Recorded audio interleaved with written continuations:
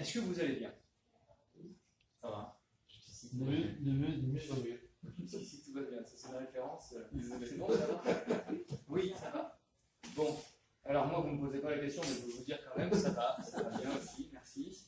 Et ça va toujours au moment de faire une conférence ou un entretien, parce qu'il y a toujours cette petite montée d'adrénaline du début qui fait que toutes les douleurs, toute la fatigue est mise sous le trépied.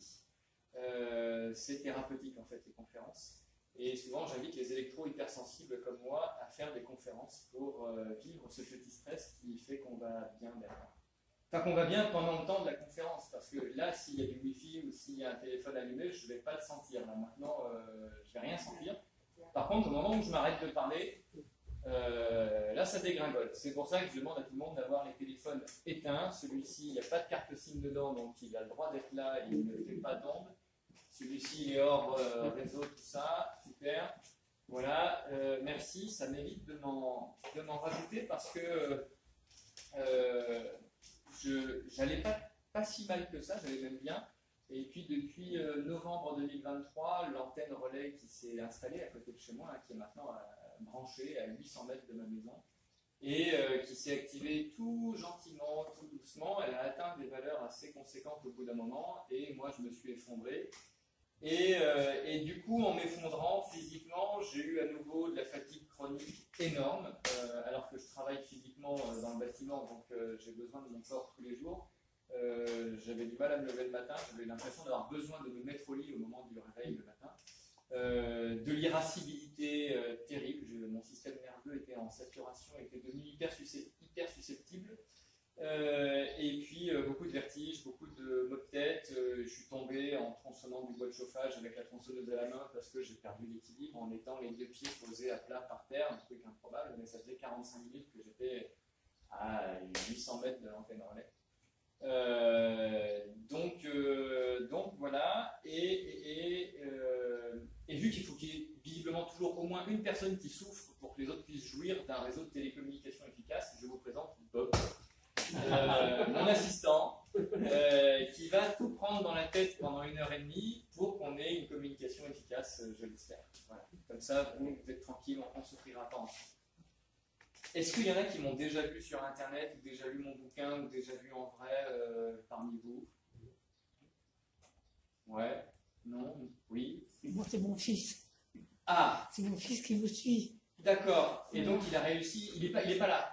Ben, il est à Paris. Il est à Paris. Mais il a réussi à vous convaincre de venir. Il n'a pas perdu grand-chose. C'est très bien. C'est très bien. Bon, alors pour ceux qui ne me connaissent pas, je fais ça très rapidement. Je ne refais pas. J'ai une conférence un peu longue. Là, j'essaye de dire plus de choses en moins de temps. Donc, je suis obligé de couper un peu dans le gras. J'ai l'habitude de partager mon parcours de galère d'électro-hypersensible. Pas du tout que mon histoire soit particulièrement particulière par rapport à la moyenne des témoignages d'électro-hypersensibles qu'on m'a donné. Je me considère vraiment juste dans la moyenne. Mais cette antenne relais dont je vous ai parlé à côté de chez moi, elle m'a allumé. Quand elle s'est allumée, même avant de s'allumer, en fait, elle m'a allumé. Quand j'ai su qu'elle allait être là, elle m'a déjà appuyé sur l'interrupteur. J'ai peut-être été programmé. Je ne sais pas. Et puis, en fait, je fais ça, je fais des conférences, je fais des émissions, j'ai écrit un bouquin parce que quand j'ai compris que j'étais électro-hypersensible, j'ai construit un lieu de vie dans lequel je pouvais vivre en bonne santé et on est venu me mettre une antenne relais en plein milieu. Et donc j'ai compris que mon petit effort de colibri qui fait sa part, là, qui fait son truc parfait pour lui, dans son coin, nickel, ça sert à rien du tout. Le choix individuel ne mène nulle part. Il est nécessaire pour faire des choix collectifs, mais il y a besoin de faire des choix collectifs et il n'y a pas besoin. Enfin, il n'y a pas que besoin de décider dans sa tête, il faut ensuite passer à l'action, il faut faire des choses. Et ça, c'est important. Et tant que les gens n'auront pas compris que les champs électromagnétiques artificiels constituent un empoisonnement de masse, une pollution environnementale, eh bien forcément, il y aura toujours de plus en plus d'antennes relais, tant qu'on ne sera pas de plus en plus nombreux à se séparer des objets connectés. Alors, me concernant, sur mon parcours, j'ai fait un AVC quand j'avais 16 ans. Alors ça c'est assez rare et c'est peu singulier, c'était même très grave, mais je m'en suis plutôt très bien remis, hein, on s'en remet très bien. Ça prend du temps. Ça prend du temps, voilà, mais on s'en remet très bien. Ceci dit, à partir de mon AVC, j'ai pris l'habitude de vivre avec des symptômes qu'au début, on m'a dit que c'était des conséquences, des séquelles de mon AVC, que ça allait s'estomper, que ça allait disparaître, des maux de tête, très souvent, des vertiges, beaucoup de problèmes d'équilibre, et puis des palpitations cardiaques, de plus en plus de sensations où je sens tout, on en parlait, hein, tous mes vaisseaux sanguins qui se gonflent et qui se contractent et décontractent au passage du flux sanguin. Et puis ça tapait très très fort ici, par moment, pas tout le temps. Et personne n'a su me dire, peut-être que c'est les ondes. Les médecins, j'en ai vu un paquet. On ne sait pas. On ne sait pas. On m'a même dit, vous savez, il y a des gens qui souffrent toute leur vie sans savoir pourquoi. Voilà, ça fait 135 balles la consultation. C'est même tarif qu'une amende, donc voilà, il faut payer, évidemment. Et au bout d'un moment, j'avais 16 ans quand j'ai fait mon AVC en 2006.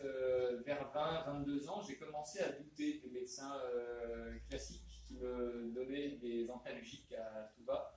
Et j'ai commencé à m'orienter, à me cultiver, m'intéresser à des thérapeutiques plus naturelles, plus holistiques, peu importe les qualificatifs qu'on met dessus. Ce qui m'intéressait, c'était de comprendre pourquoi je n'allais pas bien. Et j'ai découvert qu'on avait, alors on a un naturopathe au premier rang, j'ai découvert la naturopathie et j'ai compris qu'on avait un terrain biologique qui était la résultante de ce qu'on boit, ce qu'on mange, ce qu'on respire, ce qu'on fume, donc ce qu'on dort ou qu'on ne dort pas. Tout ça, notre hygiène de vie au quotidien fait qu'on a un terrain qui va être favorable à de l'inflammation ou pas, à des pathologies ou pas.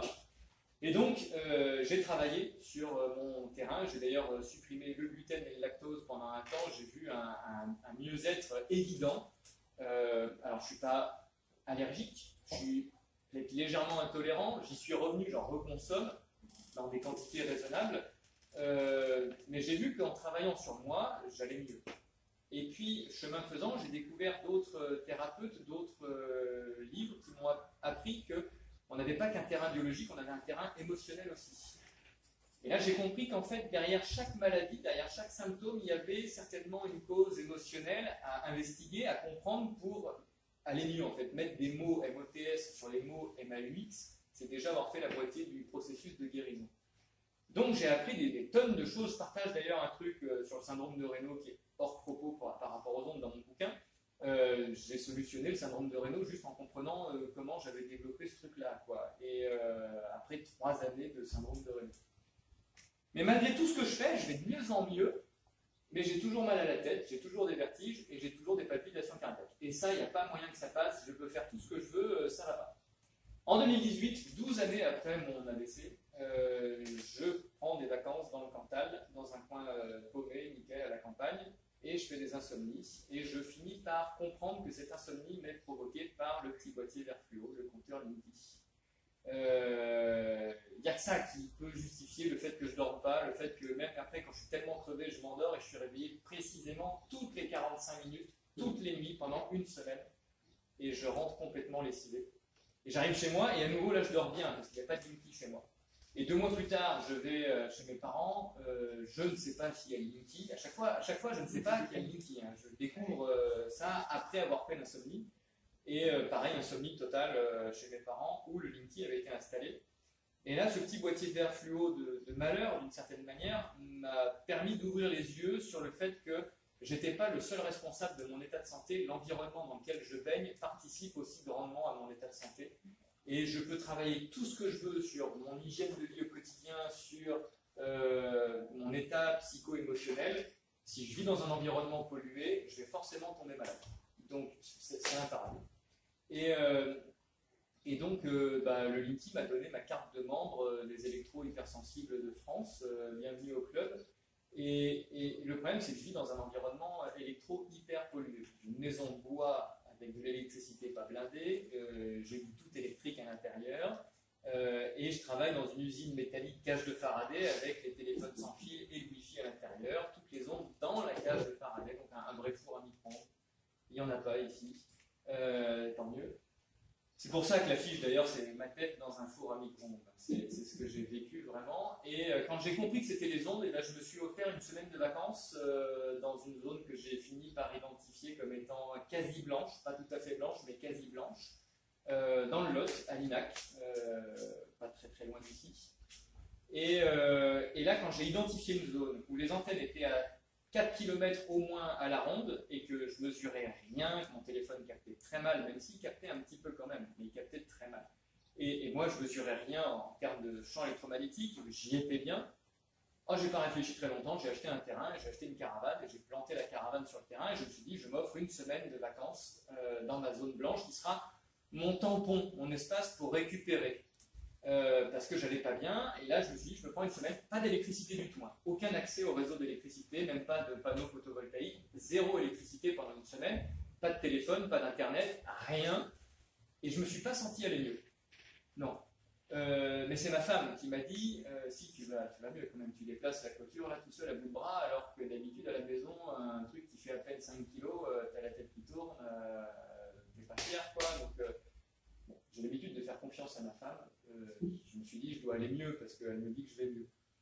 Et en fait, c'est quand je suis rentré après la semaine de vacances au boulot, chez moi, en Haute-Savoie à l'époque, quand j'ai remis les pieds dans la cage de Faraday avec les ondes dedans, là, il n'a pas fallu une semaine en fait. En une demi-heure, je me suis pris une claque dans la figure super violente et je me suis senti parasité. J'ai ressenti l'effet des champs électromagnétiques. Et alors là, l'histoire de la zone tampon pour aller se reposer une fois par tous les 6 mois, on oublie là. Là, il faut partir vite parce qu'on ne va pas supporter. Et donc, au bout d'un moment, j'ai fini par accepter et j'ai tout quitté. Mon boulot, pas ma femme, je l'ai emmené avec moi. Et on s'est installé en caravane avec les enfants dans notre zone presque blanche avec le projet d'auto-construire une maison biocompatible, donc avec peu d'électricité, avec une électricité sur du câblage blindé, avec pas de Wi-Fi. Bon, on n'en avait déjà pas chez nous, mais vraiment aucune onde, aucune émission permanente sans en avoir besoin en fait. Parce qu'il y a des maisons qui sont équipées de plein de générateurs d'ondes à des moments où les gens n'utilisent même pas ces ondes-là. Elles sont là tout le temps. Donc on a fait quelque chose comme ça. Et on a vécu 2 années vraiment merveilleuses. Moi j'ai retrouvé une vitalité complètement folle, sans artifice, sans traitement. Et ça a été très très jouissif, vraiment génial. Les plus belles années peut-être de ma jeune vie d'adulte. Et puis ce projet d'antenne relais est arrivé, déjà le projet d'antenne relais en septembre 2021. Et là c'était très dur, je me suis mis en colère très très fort parce qu'on venait de briser mon rêve. Et je me suis vraiment posé la question, quel était le sens de ce mauvais sort finalement, de pourquoi ça m'arrive à moi, pourquoi ça arrive aux électro-hypersensibles, pourquoi on leur fout pas la paix en leur laissant quelques zones blanches comme des réserves pour les sauvages déconnectés. J'aurais bien voulu en fait moi avoir ce statut-là et je voudrais bien qu'on me le donne aujourd'hui encore. Mais ça m'a fait réfléchir sur le sort de l'électro-hypersensibilité et sur le sort de la société en général, parce qu'on est en 2021 en plein délire covidiste, en plein déploiement des antennes pour une technologie qui s'appelle la 5G sur laquelle il n'y a pas de débat public, il n'y a rien.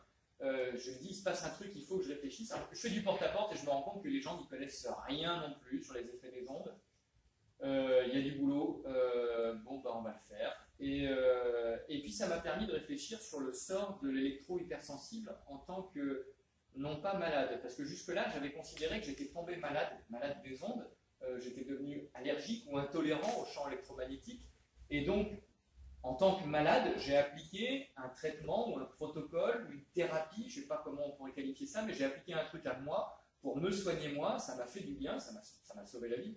Et à la limite, les autres, tant pis, quoi. S'ils ne sont pas sensibles aux ondes, qu'ils se mettent du Wi-Fi chez eux, même la nuit, et ben, je m'en fous, c'est leur corps, ça leur appartient. Sauf que là, j'ai compris que j'avais déjà lu des tonnes de pages d'études scientifiques, de littérature sur les effets des ondes, et je me dis, mais en fait, tout le monde tombe malade, tout le monde est affecté, et il n'y a qu'une petite partie de la population qui est électro-hypersensible qui s'en rend compte. Et finalement, cette petite portion de la population, l'ANSES dit, donc l'Agence nationale de sécurité sanitaire, agence sérieuse, à n'en point noter, l'ANSES dit depuis 2018 qu'on est autour de 5% de la population à être électro-hypersensible. Alors, les chiffres sont très discutables, il serait certainement à remettre à jour, parce que 2018, c'est déjà très vieux par rapport à tout le déploiement qu'il y a eu depuis. Certains médecins disent plutôt 10, mon éditeur dit 15%. Moi, je ne vais pas spéculer, j'en sais rien combien on est d'électro-hypersensibles.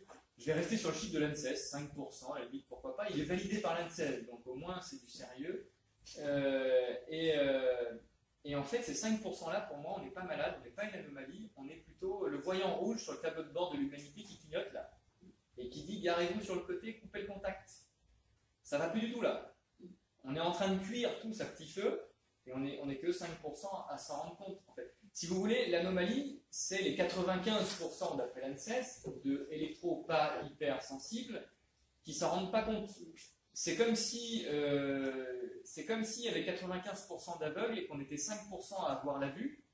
Alors certes, la lumière du soleil nous génère des maux de tête, mais on est capable de se trouver un coin à l'ombre, et sans appareil de mesure. Alors que les autres, ils sont en train de se faire cramer en plein cagnard parce qu'ils sont aveugles. Et ils ne comprennent pas pourquoi la peau les brûle. C'est juste ça. Et en fait, pourquoi j'en suis venu à dire ça? C'est parce qu'on est tous électrosensibles. On disait juste avant, est-ce que moi je suis électrosensible ou pas autant. Voilà. Tous les humains sont électrosensibles, et ce pour une raison très simple. Tous les humains fonctionnent dans leur biologie par des courants électriques. Le cœur est activé par un choc électrique, le cerveau fonctionne par des courants électriques, le système nerveux transmet des informations par des courants électriques. À l'intérieur de chaque cellule, il y a des processus électriques. Chaque courant électrique qui est en circulation génère des champs électromagnétiques. Donc nous sommes non pas des êtres biochimiques, nous sommes des êtres électromagnétiques. S'il n'y a pas d'électromagnétisme, on n'est pas là pour discuter. Et j'ai appris en école d'ingénieur, comme je suis ingénieur de formation à la base, que tout phénomène électromagnétique influence et est influencé par tout autre phénomène électromagnétique. Quand j'étais ingénieur dans l'industrie automobile, responsable de qualité, que je fabriquais des boîtiers de clim, je ne les fabriquais pas, mais j'étais responsable qualité, donc je m'intéressais à la qualité du produit que j'allais livrer à Renault, par exemple, qui va les vendre à ses clients. Quand on fabriquait un boîtier de clim, on s'intéressait à ce que l'électronique du boîtier de clim ne génère pas d'interférences qui vont perturber la radio. Donc on s'intéresse au fait que la clim n'emmerde pas la radio, par contre qu'elle pose un problème au conducteur, ça on s'en fout. Il n'y a pas de considération là-dessus. Et en fait c'est ça qui se passe, c'est que tout ce qui est électromagnétique interfère avec tout ce qui est électromagnétique. Et cette influence peut être positive, on va parler de résonance, ou négative, on va parler d'interférence. Et ce qui va faire que c'est une interférence ou une résonance, c'est la combinaison de 3 paramètres qui sont hyper essentiels à intégrer. L'intensité, qui correspond à ce qu'on reçoit en intensité, ça dépend de la puissance des différents émetteurs et de la distance entre les émetteurs et nous. Ça dépend de la fréquence, qui est la vitesse à laquelle ça vibre, et ça va dépendre de la durée d'exposition. Parce que si on avait toutes nos antennes allumées 1 heure par jour, c'était le créneau pour envoyer tous les messages et passer tous les appels. Même aux puissances qu'elles génèrent aujourd'hui, peut-être que ça ne nous ferait pas de mal. Peut-être. À essayer. Hein. Mais 24 heures sur 24, c'est clair et net que ça ne marche pas. Sur les fréquences, il y a des fréquences qui sont reconnues comme étant très nocives, très impactantes. Le 2,45 GHz, c'est une base. Ça excite la molécule d'eau. C'est la fréquence utilisée par un four à micro-ondes. Et bien, c'est la fréquence du Bluetooth, c'est la fréquence du Wi-Fi, c'est une fréquence utilisée par la 4G. Ça excite la molécule d'eau. On est fait d'eau, donc on est forcément excité quand on se met du Wi-Fi dans une maison. C'est comme si vous habitiez dans un four à micro-ondes, tout simplement. Donc il y a des fréquences, même à très faible intensité, elles vont être très impactantes. Il y a d'autres fréquences qui sont moins impactantes, mais vu que les intensités sont élevées, ça finit par nous faire du mal. Et puis la durée d'exposition. Alors la question qui se pose, c'est d'accord, on est tous électrosensibles, il y a les hypersensibles qui s'en rendent compte avant que ça fasse mal, mais c'est quoi le mal en question? C'est quoi les problèmes? Alors moi j'ai fait une synthèse, ma synthèse, qui n'est pas forcément exhaustive, qui n'est pas forcément la meilleure synthèse répandue sur Terre, mais que j'essaye de diffuser parce qu'elle est accessible, et je m'appuie donc sur de la littérature scientifique. Ce qu'on sait aujourd'hui avec quasi-certitude, ou même carrément certitude scientifique, c'est que notre exposition au champ électromagnétique génère de la stérilité. On est de moins en moins nombreux, de ma génération, à être en capacité de faire des enfants. J'ai des jeunes de mon âge qui sont venus me voir en pleurant en sortie de conférence pour me dire mon père m'avait toujours dit de ne pas garder le téléphone dans la poche du jean, et aujourd'hui je ne peux pas avoir d'enfant, et ta conférence elle vient de donner raison à mon père que j'ai traité d'imbécile pendant des années. Et ça fait mal. Ça vient perturber le fonctionnement de notre système nerveux. Forcément, c'est des courants électriques. L'expression des douleurs aussi, plus ressentie, ça a un impact, forcément. Mais là, à la limite, le système nerveux, les gens n'ont pas trop peur. Ça rend nerveux, bon d'accord, mais on a toujours eu des gens nerveux, quoi. C'est pas forcément les autres, d'accord. Ça favorise les réactions allergiques. Bon, il y a toujours eu des allergiques, oui, mais on est de plus en plus nombreux à être de plus en plus allergiques à de plus en plus de choses. J'ai des copains, la gamine, dès la naissance, ils ont très rapidement vu qu'elle était allergique aux pommes. Quand sa mère croquait une pomme, son lait faisait une réaction allergique sur le nourrisson. Avec des plaques de boutons, avec des hurlements, enfin, elle est allergique aux pommes, aux œufs. On est de plus en plus nombreux à ne tolérer plus rien. Et si on n'avait pas d'ondes, peut-être qu'on tolérerait beaucoup plus tout ce qui est dans notre environnement, même certains pathogènes. Ça favorise des réactions inflammatoires, donc des tissus qui s'inflamment, tout en affaiblissant le système immunitaire. Je ne rentre pas dans le détail scientifique, technique de comment ça fonctionne, mais ça fait ça. Et donc ça fait quoi? Ça fait qu'on est malade. Et ça fait qu'à chaque fois qu'on se rajoute une nouvelle technologie qui rayonne des champs électromagnétiques, qui vient se rajouter aux autres, on intensifie notre brouillard électromagnétique, chaque fois on se paye une pandémie de type grippal. Oubliez ce que je viens de dire, j'y reviendrai. Ça empêche, ou en tout cas ça freine la sécrétion de la mélatonine, qui est une hormone qui favorise la régénération cellulaire la nuit quand on dort profondément. Donc vu qu'on se régénère moins, eh ben, on dégénère plus d'une certaine manière, donc on fait des cancers. Alors il y a plein d'experts, notamment à l'OMS et à l'ANSES, des gens très sérieux, qui nous disent oui, statistiquement, plus vous utilisez un portable, plus vous avez de risque d'avoir un cancer, mais attention, on ne sait pas démontrer comment l'exposition au champ électromagnétique génère un cancer. C'est faux. Ce sont soit des menteurs, soit des incompétents finis, ceux qui disent ça, parce que déjà avec la mélatonine, en fait, on sait dire pourquoi ça fait des cancers, et notamment des leucémies infantiles. Ça favorise aussi la sécrétion de radicaux libres à l'intérieur des cellules, qui, les radicaux libres, s'en prennent aux cellules, attaquent, endommagent les protéines, l'ADN, les membranes cellulaires, et ça génère des cellules cancéreuses. Donc, on a un deuxième processus qui favorise le développement d'un cancer. Qu'est-ce qu'on a d'autre? Des ruptures de brins d'ADN. L'ADN, à l'intérieur des cellules, c'est la double hélice, et l'effet des ondes, c'est que ça fait des ruptures, des lésions au niveau des brins d'ADN. Alors, ça peut se réparer, hein, mais malgré tout, ça fait des mutations génétiques qui donnent lieu à des cancers. Encore une fois, décidément, ils sont vraiment pas bons, ceux qui disent qu'on ne sait pas démontrer. Et puis, ça peut aussi générer les mutations génétiques des naissances avec malformation. Alors, ceux qui ont été exposés tôt au champ électromagnétique, qui n'auront pas été rendus stériles et qui n'auront pas fait un cancer avant de faire des enfants, peuvent avoir des naissances sans bras. Rassurez-vous, vous, il ne vous poussera jamais un troisième bras la nuit, du fait de votre téléphone branché avec le Wi-Fi sur la table de chevet, mais vous pouvez avoir des naissances, pour ceux qui peuvent en avoir, ou des petits-enfants avec pas de bras. Et aujourd'hui, le problème qu'on a là-dessus, c'est qu'il n'y a pas de jauge, il n'y a personne qui mesure le taux d'incidence de naissance avec malformation. L'État français ne veut pas savoir si les naissances avec malformation augmentent, diminuent, stagnent, on ne veut pas savoir. On a juste des gens qui nous disent de plus en plus, il y a un enfant là qui est né avec les tibias pas soudés au genou, voilà, je le connais, qui vient de se faire amputer de la deuxième jambe à l'âge de 5 ans. Ça vient perturber notre exposition au champ électromagnétique, toujours le métabolisme, qui est un processus à l'intérieur de chaque cellule qui consiste à générer de l'énergie en brûlant les nutriments et l'oxygène, donc ce qu'on mange et ce qu'on respire. C'est hyper essentiel, hein. Chaque cellule a besoin de ça pour fournir l'énergie nécessaire pour vivre. Et quand on perturbe ça, ça génère, ça fait que la cellule ne respire plus, ça ne brûle plus d'oxygène. Alors l'oxygène repart dans l'organisme, vous l'expirez, c'est pas dangereux, c'est pas grave du tout. Mais une cellule qui ne respire pas, elle se met à faire fermenter du sucre pour continuer à produire de l'énergie, et ça s'appelle un cancer, ça s'appelle une tumeur. Encore un fonctionnement du début d'un cancer dans le corps humain à cause de l'exposition au champ électromagnétique. Mais comme on brûle mal dans les cellules, on va aussi relibérer des sucres qui devaient être brûlés, on peut les relibérer, les cellules vont les relibérer dans le sang.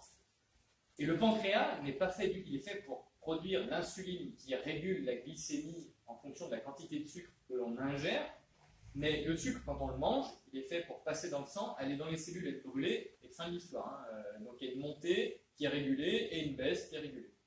Par contre, quand il y a une montée qui est régulée, une baisse puis une remontée, parce que le sucre revient, le pancréas s'épuise et ça donne du diabète. Donc vous pouvez manger plus de sucre ou moins de sucre, c'est pas ça la cause du problème, même si manger moins de sucre, ou en tout cas gérer votre sucre, ça va vous aider à mieux gérer un diabète, ou un début de diabète en tout cas. Le fait est qu'à la base, c'est pas le sucre le criminel, le responsable du diabète. On ne brûle pas les graisses non plus. Les graisses retournent dans le sang.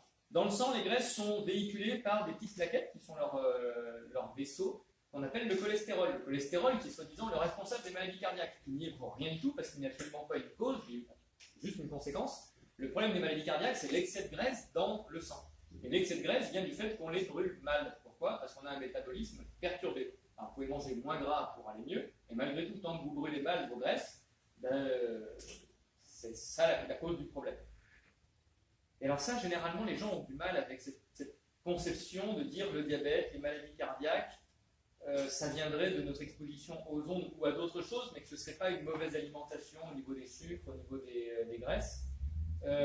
Et donc, je donne souvent l'exemple que j'emprunte à Arthur Firstenberg du Bhoutan. Le Bhoutan, c'est un petit pays bouddhiste dans l'Himalaya qui, jusque l'an 2000, ne connaît pas l'électricité, ne connaît pas la radio, ne connaît pas la télé, ne connaît aucun champ électromagnétique jusqu'au début des années 2000.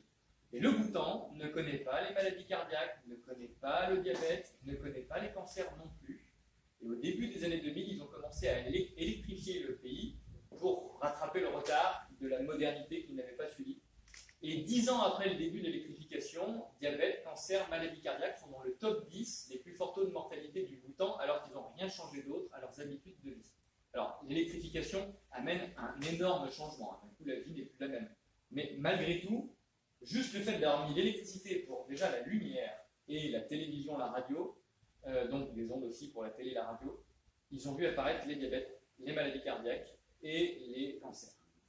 Aux États-Unis, au 19e siècle, on a des médecins qui n'avaient jamais vu de diabète, jamais vu de maladie cardiaque, jamais vu d'infarctus, qui se sont mis à écrire des bouquins pour dire on a une pandémie de diabète. Ils ont écrit une pandémie de diabète parce que d'un coup il y avait un pic qui correspondait à l'arrivée du télégraphe. J'y reviendrai. Ça, c'est ce sur quoi on a une plutôt bonne certitude scientifique. Ce qu'on sait aussi grâce à un médecin allemand qui s'appelle Klinghardt. Alors moi je prononce Klinghardt, j'ai une allemande qui m'a dit qu'on disait Kinhardt. N'importe, on ne retrouverait pas. Mais il y a le lien dans mon bouquin. Klinghardt, lui, il a travaillé sur les maladies neurodégénératives, donc Alzheimer, Parkinson, sclérose en plaques, fibromyalgie, polyarthrite, des belles maladies. Et il a trouvé un dénominateur commun, une cause commune à ces 5 pathologies-là. Il a vu qu'en faisant d'une certaine manière le test de positivité à la maladie de Lyme, tous les patients d'Alzheimer et de sclérose en plaques étaient positifs à la maladie de Lyme. Tous. Les autistes, 80% de ces patients autistes sont positifs à la maladie de Lyme. Et il a mené une étude historique sur son territoire, l'Allemagne et l'Alsace, la vallée du Rhin, quoi. Donc, en Alsace, il arrive à affirmer que depuis au moins 600 ans, les humains ont en eux la Borrelia, qui est la bactérie qui génère la fameuse maladie de Lyme, qu'on devrait appeler la borréliose, une inflammation bactérienne. Et en fait, depuis au moins 600 ans, parce qu'on n'a pas décrit avant, on sait dire qu'il y a la Borrelia dans le corps humain. Donc ce n'est pas un pathogène nouveau qui vient d'arriver de l'extérieur de l'environnement, il fait partie de nous, il fait partie de notre biologie. Et jusque-là, il n'a jamais dégénéré en maladie de Lyme, ou en tout cas pas dans des quantités significatives qui fassent qu'on s'y intéresse. Par contre, depuis les années 70, c'est devenu la maladie de Lyme, et notre exposition aux champs électromagnétiques montre que le métabolisme étant perturbé, comme on brûle mal les calories, on génère des toxines dans l'organisme, des déchets, et ces déchets-là sont mangés par les bactéries. C'est leur fonction, c'est de manger les déchets notamment. Et en fait, le corps humain, quand il est débordé de déchets, il produit beaucoup de bactéries qui sont elles-mêmes débordées et qui du coup génèrent de l'inflammation. Et l'inflammation impacte le système nerveux et ça génère des troubles psychologiques, ça génère de l'autisme et les maladies neurodégénératives. Ce qu'on a observé aussi avec certitude sur le rat, mais pas sur l'humain, c'est que l'exposition aux champs électromagnétiques agissait en tant que perturbateur endocrinien et ça ouvre la barrière hémato-encéphalique qui protège le cerveau des substances potentiellement neurotoxiques contenues dans le sang, véhiculées par le sang. Ça, on sait le démontrer sur le rat Sur l'humain, on ne l'a pas encore démontré, mais généralement, ce qu'on montre sur le rat, on finit par le voir sur l'humain. La barrière hémato-encéphalique de l'humain, de ce que j'en ai vu, est très très très dure à observer et à modéliser. Donc c'est très difficile de démontrer quoi que ce soit là-dessus. Mais voilà, on peut imaginer. Donc finalement, il n'y a pas que 5% de gens qui font des cancers, des diabètes, des maladies cardiaques, des neurodégénératives, qui sont stériles, qui sont allergiques, qui tombent malades avec des problèmes de grippe. Donc les ondes, ce n'est pas un problème d'électro-hypersensible. C'est le problème de tout le monde. Ben oui. Et au lieu de s'arrêter, eh ben on s'en rajoute toujours un peu plus. Parce qu'on est un peu dingue. Et là, ce que je viens de vous dire, ce n'est pas les effets biologiques de la 5G. C'est les effets biologiques jusque la veille de la 5G. On a du recul sur au moins 25 ans avec la téléphonie mobile, bien plus sur les radars militaires et toutes les autres technologies. Et en fait, ça, c'est jusqu'à la 4G, le tout combiné ensemble, on le sait. Sur la 5G, alors l'ANSES nous a fait un super rapport qui dit qu'il n'y a pas de nouveaux effets biologiques à attendre du fait de l'activation de la 5G. Ben, la liste est déjà suffisamment longue pour que, heureusement, qu'il n'y en ait pas des nouveaux, quoi. En fait, ils ne font pas la liste, hein, d'ailleurs, des effets biologiques. Ils disent juste qu'il n'y a pas de nouveaux effets. Heureusement, parce que c'est déjà pas mal, hein, la liste, elle est bien. Et par contre, dans le même rapport, tout le monde a retenu ça. Tout le monde a retenu cette phrase de la conclusion qui dit qu'il n'y a pas de nouveaux effets biologiques sanitaires attendus. Par contre, dans le rapport, ils expliquent juste que sur les bandes de fréquences spécifiques de la 5G, sur le fait de cumuler les bandes de 5G avec les autres bandes de fréquences, on ne sait pas encore prédire s'il va y avoir des effets sanitaires. Ça veut donc dire que comme c'est activé, que vous ayez un abonnement 5G sur votre téléphone ou pas, nous sommes tous cobayes d'une expérience scientifique à échelle planétaire. Alors on va parler un peu de la 5G, parce que y a beaucoup de mensonges aussi racontés pour faire peur, et pour discréditer du coup ceux qui disent des choses qui me semblent pertinentes et que j'essaye de relayer à ma façon. On va essayer de parler de la 5G pour démystifier le vrai du faux.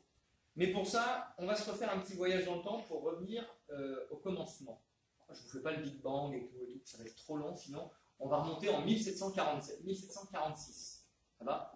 C'est pas trop loin? Ok.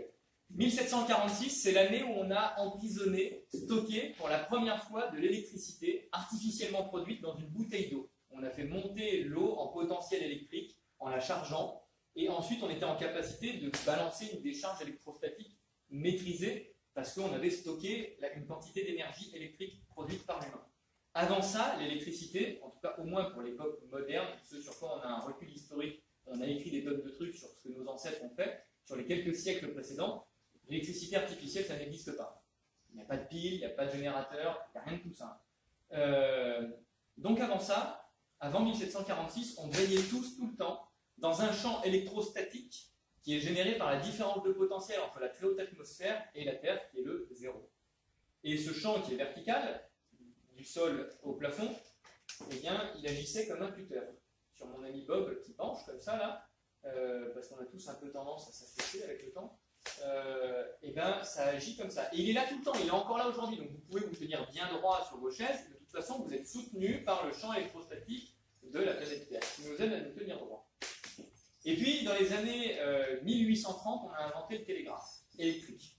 Alors le télégraphe électrique, on stocke de l'énergie électrique en courant continu, il y a des câbles métalliques qui sont tendus, où il n'y a rien dessus, le zéro, et de temps en temps, on va balancer une tension électrique. On va mettre une impulsion de tension. Et ça va nous permettre de coder des 1 et des 0. J'ai de la tension électrique, j'ai un 1, j'ai rien, j'ai un 0. Des 1, des 0, arrive la logique booléenne avec de la programmation informatique qui va nous permettre de coder des caractères pour s'envoyer des messages écrits par le télégraphe électrique. Et donc on tend des câbles, et sous les câbles, eh ben, on peut mesurer des champs électrostatiques, comme c'est du courant continu, mais pulsé. Il n'y a rien, il n'y a que le champ de la Terre, il est soutenu par le champ de la Terre, et puis d'un coup, il y a une onde qui passe comme ça. Il y a une onde qui passe et qui lui met une baffe, grosso modo, qui lui met une baffe. Alors, jusque dans les années 1860, le télégraphe, c'est pas hyper développé. Ça reste très très minoritaire parce que ça coûte super cher. Par contre, la guerre arrive, la guerre de sécession dans les années 1860, et il faut que vous sachiez un truc, c'est que tout le génie télécom est à la base du génie militaire. C'est la guerre qui nous a fait développer les télécommunications On n'avait pas besoin de ça à l'époque où on vivait en paix avec les copains du village. Par contre, quand il faut aller faire la guerre, les développements technologiques rendent la guerre encore plus horrible parce qu'on peut faire des dingueries encore plus folles. C'est-à-dire que du temps des guerres napoléoniennes, on était sur la colline pour dire en bas, faites ci, faites ça, avec des drapeaux, avec des trompettes, avec ce qu'on veut, mais il faut être vachement proche du champ de bataille. Et vu que les portées de tir se rallongent de plus en plus, ça devient de plus en plus risqué d'être sur la colline, quoi, hein. Donc, le télégraphe, c'est vachement bien parce que le PC, il peut être à quelques kilomètres, et il appuie sur des boutons pour envoyer des messages à un pauvre gars qui est avec son télégraphe sur le terrain d'affrontement, qui lui dit bah, il s'est passé ça, il s'est passé ça, il s'est passé ça, qu'est-ce qu'on fait, chef? L'autre il reçoit le message, bah vas-y. Et donc l'autre il est tranquille au chaud, avec un café, tout va bien. Et donc le télégraphe va être hyper déployé par le génie militaire pendant la guerre de sécession aux États-Unis, ce qui fait que dans les années 1860, on va tirer des câbles absolument partout, déjà sur le territoire états-unien. Mais comme il y a une vraie influence ensuite économique, on va en mettre partout. Et là, on va voir arriver déjà les premiers diabètes, les premières maladies cardiaques, les premiers cancers, principalement sous les lignes de télégraphe. Et donc dans les villes où il y en a plein. Et puis surtout, sous les lignes de télégraphe, on va voir les premiers électro-hypersensibles qu'on va appeler les neurasthéniques. Non, mais c'est le nom qu'on a donné à cette maladie-là, qui était un affaiblissement du système nerveux du fait des champs électromagnétiques, parce que c'est exclusivement sous les lignes de télégraphe qu'on trouve ces gens-là. Donc en fait, moi je vous parle d'un truc qui est vieux des années 1860.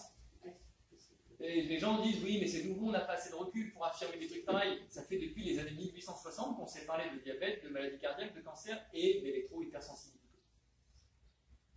Sur ce courant alternatif, bon, il est pulsé, c'est-à-dire que de temps en temps on envoie une impulsion. Mais il y a quand même des forts temps de repos, ce qui fait que ce qu'ils ont appelé la pandémie de diabète ou de maladie cardiaque, elle n'est pas si terrible que ça.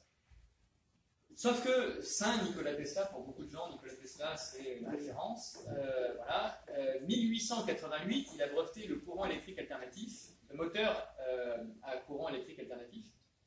Et l'année suivante, 1889, toutes les villes du monde, pas que aux États-Unis où vit Nikola Tesla, vont être électrifiées en courant alternatif pour alimenter les moteurs des tramways électriques.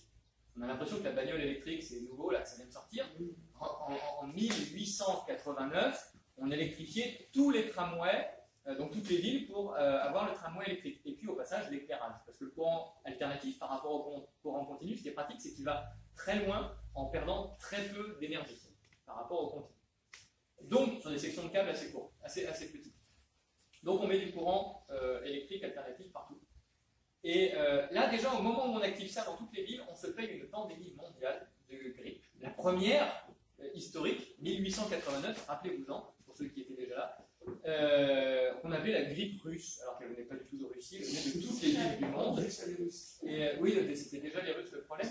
Mais bon, cette grippe-là, qu'on disait de Russie, elle a touché toutes les villes, elle correspond à l'activation du courant électrique alternatif. Et à partir de ce moment-là, en fait, plutôt que de se prendre de temps en temps une impulsion de courant continu pour ceux qui étaient proches de la ligne, et bien comme on s'est mis du courant électrique un peu partout, et ben à 50 Hz pour chez nous ou à 60 Hz pour les Américains, et ben tout le temps on baigne dedans. Alors ça tape beaucoup plus fort si on est à côté de la prise ou du transfo, beaucoup moins fort quand on est au milieu de la pièce, mais ça tape tout le temps. Donc on s'épuise. Et donc là, les maladies cardiaques, les diabètes, les cancers, tout ça augmente en statistique.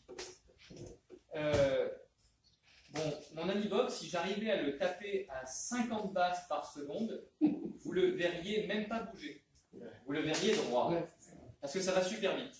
Ce qui fait que quand le champ est permanent, en fait, le corps réussit à s'adapter. Il s'use, parce que malgré tout, il se fait secouer tout le temps, donc il fait des diabètes, des cancers, des maladies cardiaques. Mais il réussit à dépasser ce truc-là et à s'adapter. Parce que c'est permanent. Mais on est un peu fous, nous les humains. On a été capable de créer sur ce truc-là qui est mauvais, mais qui est supportable, on a créé de la cacophonie. Parce qu'on a rajouté sur le courant électrique alternatif des courants porteurs en ligne. Le fameux Linky, l'Internet en courant porteur en ligne, et de manière générale, toute l'électronique branchée sur un réseau électrique rajoute des fréquences de courant porteur. Donc ça veut dire que pendant qu'il y a sur la ligne, le câble électrique qui génère des champs, même le câblage rayonne des champs électromagnétiques. Pendant qu'on se prend du 50 Hz, le Linky va nous balancer du 91 000 Hz par-dessus. Et alors, ce qui est merveilleux, c'est là qu'on doit se dire qu'il y a peut-être une mauvaise intention ou intention de nuire, c'est que 50 et 91 000, ça n'est jamais multiple. Donc, ça veut dire que ça ne peut même pas taper en même temps. C'est une cacophonie. Donc, pour s'adapter, pour le corps humain, ça devient très compliqué. Bon, mais ça, c'est que ce qui est sur les fils. Hein. Parce qu'on s'est rajouté aussi des trucs dans l'air. Tesla voulait d'ailleurs l'électricité sans fil, et il voulait modifier, c'est ce qu'il écrit dans son autobiographie, il voulait modifier l'électrification de l'atmosphère terrestre. Oui, non, mais ça en parle toujours, mais c'est-à-dire c'est un projet super vieux quand même. Tesla en parlait au début du XXe siècle. Et puis Tesla d'ailleurs, qui est à l'origine de la technologie onde radio, même si c'est pas lui officiellement le père de la radio, c'est lui qui est à l'origine de ce truc-là. Ça a été développé au début du XXe siècle par Marconi, précisément, qui lui a été plus l'ingénieur que l'inventeur, celui qui a rendu possible l'industrialisation de la chose, le déploiement technologique. Et pareil, on teste les ondes radio véritablement depuis 1904. Sauf qu'avant la Première Guerre mondiale, il n'y a personne qui investit sur les ondes radio. Première Guerre mondiale, génie militaire à nouveau, il y a les premiers avions qui sont utilisés sur un champ de bataille, qui permettent d'aller larguer des bombes, mais qui permettent aussi de voir ce qui se passe de l'autre côté chez l'ennemi. Et peut-être que l'avion, il va voir et qu'il va se faire dézinguer avant de revenir. Donc, s'il pouvait nous dire par onde ce qu'il voit au moment où il voit, on est sûr d'avoir l'info. Donc, les ondes radio. Donc, on déploie les ondes radio pendant et pour gagner la Première Guerre mondiale. Et là, il y a un déploiement massif, rappelez-vous-en, des antennes radio en août 1918. En septembre, un tiers de la population mondiale est KO, ça s'appelle la grippe espagnole. Elle aussi, elle ne venait pas d'Espagne. Alors là, c'était la tête de Turc, c'était les Espagnols, hein, mais je ne sais pas pourquoi d'ailleurs. Mais ça venait principalement, initialement, des bateaux militaires des Alliés, tout le bloc américano-britannique. Et c'est ça qui a amené la grippe espagnole. La grippe espagnole, conseil non contagieuse. Parce qu'il y a un laboratoire à Boston qui a tellement paniqué parce qu'ils ne savaient pas combien de temps ça allait durer. Ça a duré 2 ans. Ils ne savaient pas du tout combien de temps ça allait durer. Donc, ce qu'ils ont fait, c'est qu'ils ont pris des glaires de gens malades de la grippe espagnole sur le 2e ou 3e jour d'infection. Donc, c'est bien chaud, quoi. Ils ont pris des glaires au fond de la gorge, là, et ils ont fait avaler ça à des volontaires bien portants. Personne n'est tombé malade. Ils ont dit, on ne va pas assez loin. Ils ont pris du sang, ils ont prélevé du sang à des malades, et ils l'ont injecté dans le sang des volontaires bien portants. Et personne n'est tombé malade. Donc on sait que c'est une maladie environnementale et que ça n'est absolument pas contagieux, qu'on ne se le refile pas comme ça d'humain à humain. Ça, c'est une aberration. On le sait depuis 1918. On est en 2024. Bon, ça, c'était les ondes radio. Donc des ondes dans l'air à une certaine fréquence, qui n'est pas celle du courant électrique, donc on s'en rajoute. Et puis en 1957, il y a eu la Seconde Guerre mondiale qui a développé excessivement les ondes radar. Parce que là c'est pareil, l'aviation, la marine, on a besoin d'être plus efficace que les ondes radio, on va développer les ondes radar. Et les ondes radar, dans le développement technologique avec la guerre froide qui a enchaîné directement après la Seconde Guerre mondiale, on va avoir un déploiement massif des ondes radar en 1957, rappelez-vous-en, 1957, grippe asiatique, pandémie mondiale, au moment où on active plein de radars. Alors, ne venez pas d'Asie non plus. On a continué à aller toujours plus loin, toujours dans la logique de la guerre froide, toujours le génie militaire, on déploie des satellites pour télécommuniquer par des antennes qui sont dans l'atmosphère. 1968, les Américains activent le premier gros programme de télécommunication par satellite. En 1968, 28 satellites allumés d'un coup, et rappelez-vous-en, 1968, pandémie mondiale, grippe de Hong Kong. Alors, je ne savais pas que Hong Kong était en orbite autour de la planète, ça vient des satellites ce truc-là. 1976, les Russes et les Chinois, enfin les Soviétiques, tout le bloc communiste soviétique, là, les Russes et les Chinois, vont activer ce qu'on appelle maintenant rétrospectivement la 1G, la première génération de téléphonie mobile. Nous, on est à la rue, hein. On n'est pas du tout prêt à activer des antennes, hein. C'est eux qui les activent. Et eux, ils se payent une pandémie, pas mondiale, juste sur l'URSS et la Chine. Et elle ne quittera pas les frontières de l'URSS et de la Chine, cette pandémie-là. Pandémie de grippe russe aussi. Et là, ce coup-ci, c'était vrai. C'était pertinent. Sauf que les Russes, dans les années 70, déjà, ils se payent cette pandémie que les autres ne se payent pas, avec la 1G. Ils n'appelaient pas comme ça, mais bon, c'est pas grave, c'est comme ça qu'on l'appelle aujourd'hui. Et ils ont des radaristes, des gens qui travaillent dans l'armée sur les radars, qui font des infarctus, qui font du diabète, qui développent des cancers. Et quand tu as une armée et que tu veux faire la guerre, l'objectif c'est d'avoir des soldats quand même vaillants. Donc des malades, c'est pas chouette. Donc ils vont vraiment faire de la recherche scientifique sur l'impact des radars déjà, et puis de la téléphonie en général, et ils vont conscientiser, ils vont apporter la preuve dès les années 70 que les ondes, c'est dangereux en fait, ça fait très mal. Et donc ils vont dire, on va définir un seuil d'exposition maximale à ne pas dépasser pour éviter que ça soit super méga dangereux. Et ils vont dire qu'il ne faut pas dépasser dans les années 70, et c'est toujours le cas aujourd'hui en Russie, 6 volts par mètre d'intensité. On ne doit pas exposer un humain à plus que 6 volts par mètre. Honnêtement, 6 volts par mètre, c'est un truc de dingue. Hein. C'est super méga dangereux. Hein. C'est pas... J'ai vécu à 3,5, là, j'ai compris pourquoi j'étais pas bien. D'accord. Ouais. Moi, déjà à 0,2, je commence à être pas bien au bout de 3 quarts d'heure. Donc 6, c'est pas mal. Mais bon, aujourd'hui, nous en France, on dit qu'il ne faut pas dépasser 61. Donc ça veut dire que dans les années 70, il y a 50 ans, les Russes étaient déjà 10 fois plus restrictifs que nous encore aujourd'hui en Occident. Bon. Aucun parti pris politique pour ou contre les Russes, ou, ça me regarde même pas. C'est juste qu'ils ont défini des seuils. Et à ce moment-là, les Américains, en pleine guerre froide, vont tomber dans une paranoïa, qu'on pourrait qualifier de complotisme d'ailleurs, parce que les Américains vont dire, les Russes veulent nous faire croire avec des fausses publications scientifiques que les ondes radar sont dangereuses pour qu'on arrête de les utiliser, pour qu'on se mette des seuils d'exposition hyper restrictifs, pendant qu'eux, ils développent des armes électromagnétiques et des télécommunications de dingue, et on va se faire bouffer. Donc les Américains se sont mis une œillère de chaque côté, et on dit, les ondes, c'est pas dangereux, et si vous dites le contraire, c'est que vous êtes des tarés, tout simplement. Et pour définir à un moment donné des seuils, ils se sont basés sur une connaissance scientifique qui date des années 1950, qui est qu'à une certaine intensité de rayonnement, nos tissus s'échauffent. Ça brûle. Aujourd'hui, l'effet thermique, c'est ce contre quoi on est protégé par la norme française, hein, qui dit 61 volts par mètre. Elle dit que je peux me mettre à 4 mètres de l'antenne relais qui est à côté de chez moi et c'est pas dangereux pour ma santé. À 4 mètres. À 800 mètres, c'est déjà pas bien. Pour eux, à 4 mètres, c'est bon. Parce qu'ils sont restés sur l'effet thermique connu depuis les années 1950. Donc aujourd'hui, quand Macron nous dit c'est la 5G ou les Amish, le mec qui défend la 5G a en fait 70 ans de retard du point de vue scientifique. Il nous parle de science des années 1950. C'est des tocards, quoi. Hein. Je suis désolé de le dire, mais c'est grave. Et puis c'est pas la 5G ou les Amish, c'est la 5G ou la santé. Il faut choisir entre les deux. Bon, et bien tout ça, c'est ce qui fait qu'on a des normes dangereuses, les fameux 61 volts par mètre, qui protègent les opérateurs et non les populations, parce que les 61 volts par mètre, on les atteint nulle part. Hein. Jamais. Quand ils dépassent les 6 volts par mètre, c'est déjà énorme, c'est déjà très grave. Mais ils se sont mis des normes pour être sûr que jamais ils les dépassent, et même ils apportent la preuve aux élus locaux, regardez, je peux aller jusqu'à 61 et je suis à 4. Ça va, hein, cool. Mais c'est super méga dangereux déjà 4. Hein. Bon. Du coup, on s'en est rajouté. On a mis la 2G, on a mis la 3G dans les années 90 et 2000, mais alors pas tous en même temps. Pas tous les mêmes technos, pas tous déploiements très très anarchiques au gré des intérêts financiers, des opérateurs, tout ça. Donc il n'y a pas de pandémie mondiale à ce moment-là. Par contre, 2009, arrive la 4G, et tout le monde l'allume en même temps, la 4G. Et là, l'OMS débarque avec un papier, là, attention, H1N1, pandémie mondiale. Ils annoncent je ne sais plus combien de millions de morts. C'était une hécatombe. C'était une hécatombe.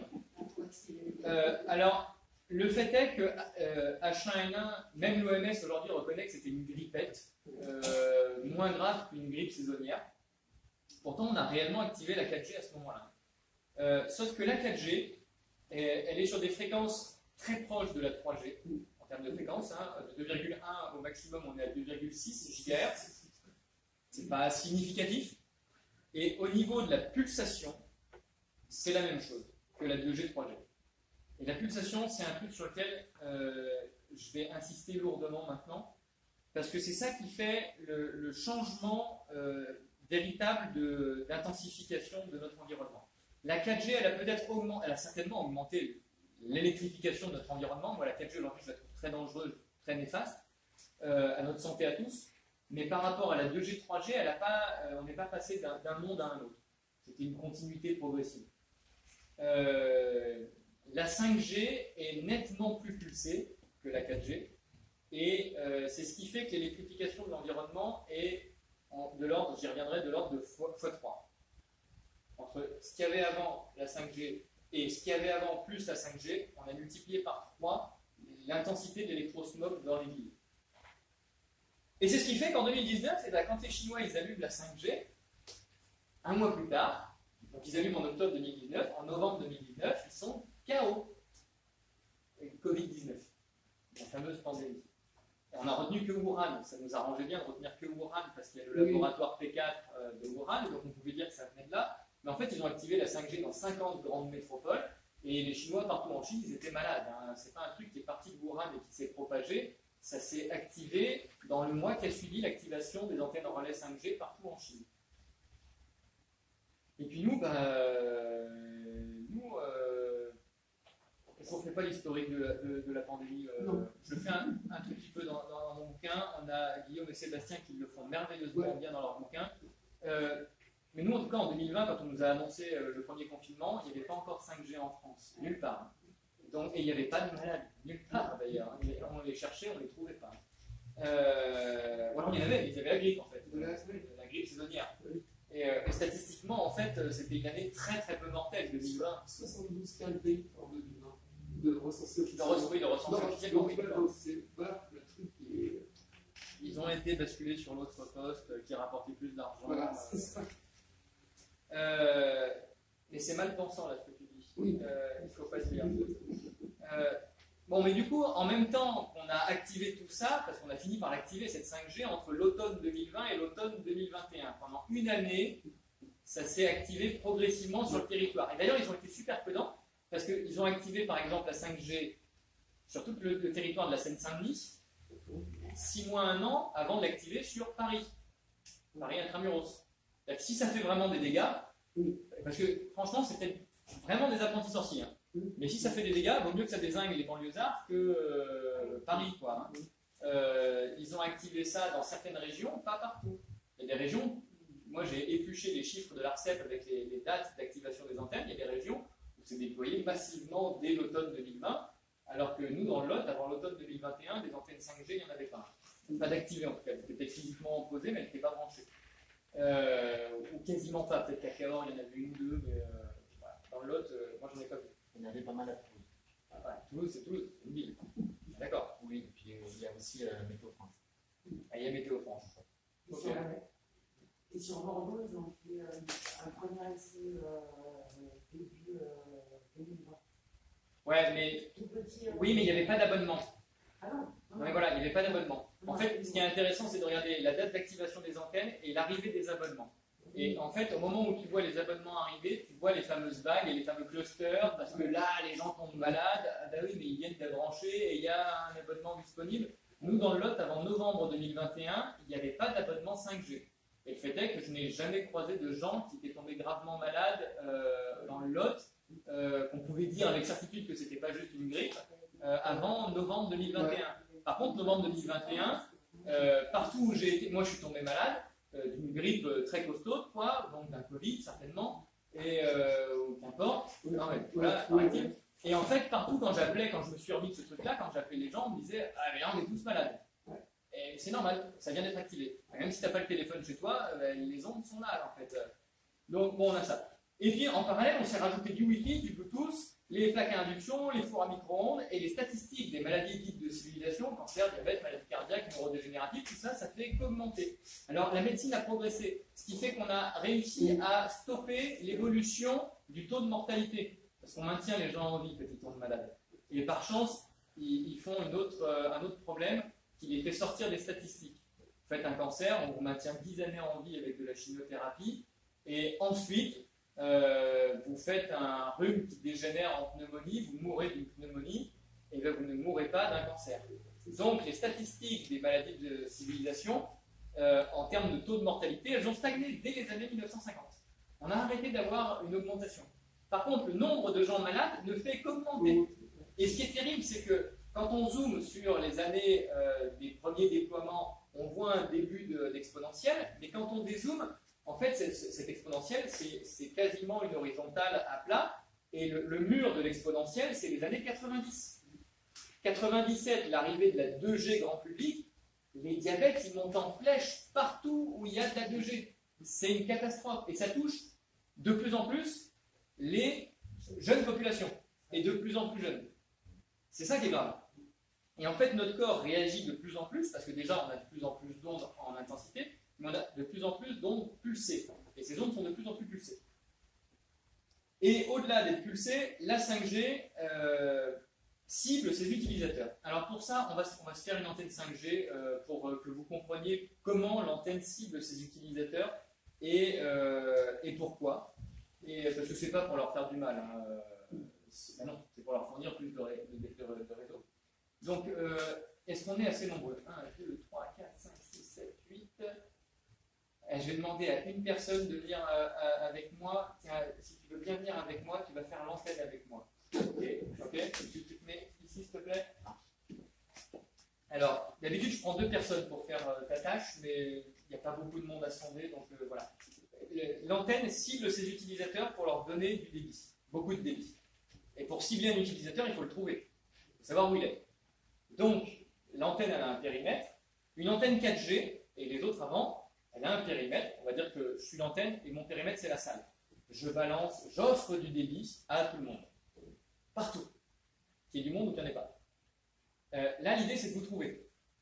Donc, il y a des petits capteurs que tu vas jouer. Et donc, Guillaume va vous regarder un par un et il va dire je sonde, à raison de 50 je sonde par seconde. Alors, il n'y arrivera pas. Il a beau être volontaire, il n'y arrivera pas. Pourquoi? Parce que effectivement, l'antenne scanne 50 fois par seconde l'entièreté de son territoire. C'est-à-dire que même un non-utilisateur de 5G se fait scanner 50 fois par seconde pour voir s'il demande de la 5G ou pas, par l'antenne. Donc tu vas le faire très doucement, je sonde. Super, le rythme est bon. Toi, tu peux t'arrêter. On va reprendre. Alors maintenant, je ne vais pas vous demander de vous lever parce que vous êtes juste le nombre qu'il faut. 1, 2, 3, 4, 5, 6, 7, 8. Donc je vais prendre tous les prénoms. Généralement, je prends 8 utilisateurs de 5G dans la salle. Vous êtes 8. Donc c'est le nombre. Donc je vais prendre de gauche à droite. Amaya. Daniel. Je reste au premier rang. Sébastien. Sébastien. Sébastien en un seul mot ou Sébastien? Non, en un seul mot. Sébastien. Je te charrie un peu parce que tu es au premier rang. Sylvie. Bruno. J'ai eu un doute entre Luc et Bruno. Non, mais Luc, c'est. Du coup, Pascal. Luc, et pour finir, Céline. Alors, vous êtes des utilisateurs de 5G. Je suis la partie de l'antenne qui vous envoie du débit. D'accord? Donc, pour vous envoyer du débit, quand je vais en envoyer à Amaya, je vais dire Amaya. Toi, tu publies des choses sur Internet aussi. Tu réponds. Donc, tu vas dire Anthony. Je vais vous demander de donner un peu de voix et de donner un peu de cadence, parce que si lui il est à 50 par seconde, nous on est à 3,6 milliards par seconde. On va se le faire comme on peut, hein, d'accord? Mais moi je vais essayer de vous caler sur mon tempo. À chaque fois que vous entendez votre prénom, vous dites Anthony le plus vite et le plus fort possible. Ça vous va? Donc on commence, tu vas nous sonder cette salle. Tu t'arrêtes jamais, je sonde, et tranquille, un peu. Vas-y. Je sonde. Amaya, Daniel, Sébastien, Sylvie, Bruno, Pascal, Luc, Céline, Amaya, Daniel, Pascal, Sébastien, Sylvie, Bruno, Pascal, Luc, Céline, Amaya, Daniel, Sébastien, Sylvie, Bruno, Pascal, Luc, Céline. Voilà. Merci. C'est une antenne 5G. Bravo. Tu peux regagner cela. Alors, c'est une antenne 5G du pauvre. Parce que, non mais, déjà les vitesses n'étaient pas là, la cadence, la fréquence n'était pas bonne. C'était un proto. Et pourquoi je vous fais faire ce truc-là? Déjà, vous avez entendu cette cacophonie. Ce bordel monumental généré par quelque chose qu'on peut percevoir, parce que là, c'est des ondes sonores. L'électromagnétisme, la plupart des gens ne le perçoivent pas. Pourquoi je fais ça? Parce que effectivement, l'antenne 5G, par rapport aux autres, elle va donner toute son énergie à Amaya quand elle dit Amaya. Et pendant ce temps-là, elle n'en donne pas aux autres. D'accord? Et puis pendant qu'elle en donne aux autres, elle ne donne plus rien à Amaya. Ce qui fait que Amaya, elle se prend un shoot, mais que quand je dis Amaya. Pendant ce temps-là, repos. Donc il y a la fréquence des 3,6 GHz et la fréquence de Amaya, du son Amaya qui va vers elle, et il y a une autre fréquence qui est la fréquence de pulsation, qui est le nombre de temps que je passe à dire Amaya par rapport au nombre de temps que je passe à ne pas dire Amaya. Donc on a la pulsation qui amène une combinaison de deux fréquences, de deux vibrations. Ça c'est hyper impactant et c'est hyper important. Et puis là on avait, c'est une antenne de pauvre parce qu'il n'y a que de la 5G. Une 5G bidon, mais il n'y a que de la 5G. Les antennes balancent de la 2G, de la 3G, de la 4G, de la 5G. Il y a du Wi-Fi, il y a du Bluetooth, il y a la géologue par les satellites. Il y a les fréquences radio qui sont là, il y a les fréquences télé. Il y a encore des antennes radio, des antennes râteaux sur les toits. Peut-être qu'ils les ont supprimées par la télé numérique maintenant, et qu'elles sont plus fonctionnelles. Mais il y a encore de la télé par onde. Donc en fait, il y a des ondes, il y en a partout, et chacune sa fréquence. Donc c'est comme si on avait une salle pleine de musiciens qui jouent tous leur mélodie, mais c'est pas la même. Et c'est même pas sur les mêmes tempos. Donc c'est la cacophonie, les oreilles se mettent à saigner pour tout le monde. Hein. Sauf que là, c'est pas avec l'oreille qu'on l'entend. Et ce qui est hyper important, c'est la notion de valeur pic, d'intensité pic. Parce qu'il y a des gens qui nous disent la 5G n'a pas changé notre environnement électromagnétique, elle a même fait plutôt baisser les intensités de rayonnement. Et je suis désolé pour ces gens-là, mais la mesure physique nous montre ce que je vous ai déjà dit, x3 sur l'intensité. Comment est-ce possible? Soit ils mentent, soit on ne parle pas de la même chose. Et en fait, certainement qu'on ne parle pas de la même chose. Alors peut-être qu'ils mentent en faisant exprès de pas parler de la même chose, mais ça c'est un autre débat que je ne veux même pas engager aujourd'hui. Le fait est qu'on ne parle pas de la même chose. L'État français, aujourd'hui, dans ses normes, sur les champs électromagnétiques, ne parle que de valeurs moyennes, d'intensité moyenne. D'accord? Pas des pics. Alors que c'est le pic qui fait mal. Tous les effets biologiques que je vous ai cités, c'est la valeur pic qui les génère. Quand vous avez un léger bruit de fond toute la journée, ou alors le silence absolu et d'un coup une énorme explosion, l'explosion vous fait beaucoup plus d'impact que le léger bruit de fond permanent toute la journée. Pourtant, ramené sur une échelle de temps, ça peut être la même valeur moyenne. Aujourd'hui, l'État français fait une moyenne sur 6 minutes d'exposition et ne compile que la valeur moyenne. Alors non, mais les 6 minutes ne sont pas forcément gênantes. Vous pourrez regarder 3 heures ou qu'une minute, c'est pas grave. Ce qui est important, c'est de regarder la valeur pic. Et ils ne le font pas. Pour être certifié COFRAC aujourd'hui, pour faire des mesures de champ électromagnétique certifié COFRAC, il ne faut regarder que 6 minutes de moyenne. Enfin, une moyenne sur 6 minutes. Donc ça veut dire que pour l'ANSES, pour la NFR, être exposé à ça, voilà, c'est le moment qu'il n'aime pas de la conférence, être exposé à ça, 1, 2, non, je vous le refais, je suis mal parti. Il est trop bien rempli en mots. 1, 2, 3, 4, 5, 6, 7, 8. Pour l'État français, ça, c'est la même chose que 1, 2, 3, 4, 5, 6, 7, 8. Pardon, le chiffre. T'as aimé le chiffre? C'est la valeur pic. Eh bien oui, parce que 8 coups sur 8 de 10 degrés, valeur pic 10, valeur moyenne 10. On va dire 10 volts par mètre, les 10 degrés. Un coup sur 8 est de 80 degrés. Valeur moyenne, 10 volts par mètre. Mais valeur pic, 80, 8 fois plus. Et en fait, la 5G, c'est ça. C'est que vu qu'elle est beaucoup plus pulsée, la 2G, 3G, 4G était pulsée à un ratio entre la valeur moyenne et la valeur pic qui était de l'ordre de 4 à 10. Vous prenez la valeur moyenne, vous la multipliez, disons, pour être pessimiste, par 10, vous avez la valeur pic. La 5G, c'est entre 25 et 60 le ratio. Donc pour être pessimiste, vous multipliez par 60 la valeur moyenne pour avoir la valeur pic. Ce qui veut dire que on multiplie par 3, mais comme on divise par 60 au lieu de diviser par 10, en fait la valeur moyenne a même tendance à baisser un peu. C'est là qu'il y a une ingénierie du mal, quasiment. Parce qu'en fait, sur le papier, c'est bien. Dans les faits, c'est une catastrophe. Et c'est pour ça qu'on s'est payé une pandémie avec vraiment des gens malades.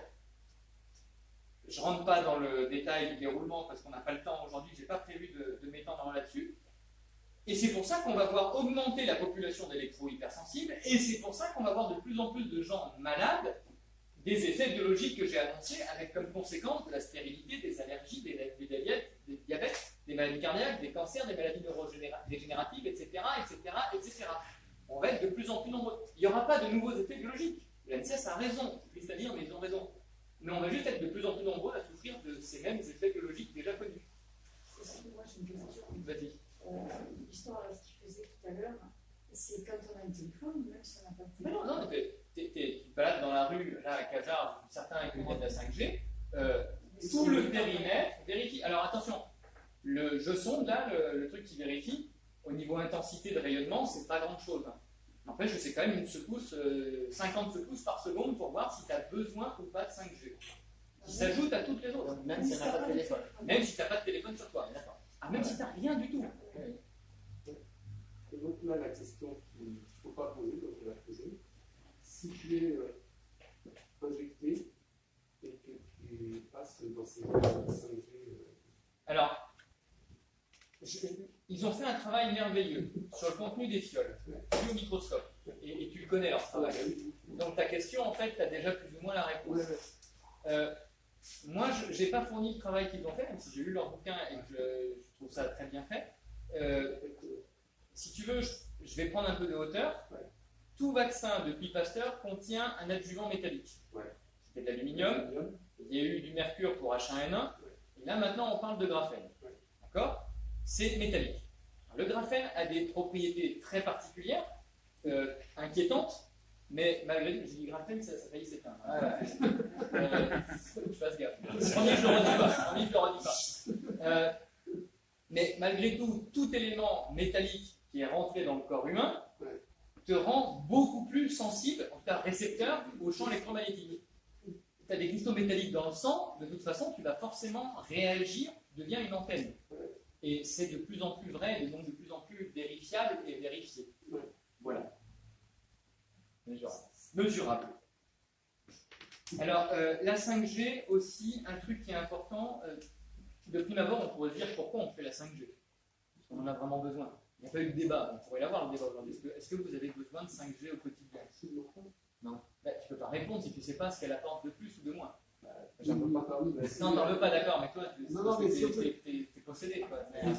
C'est pour ton bien. Non, c'est pas pour ton bien. Un bon pic de. Non, la 5G amène 10 fois plus de débit que la 4G. C'est ça, c'est l'argument. Non, mais c'est vrai, technologiquement, c'est 10 fois plus rapide.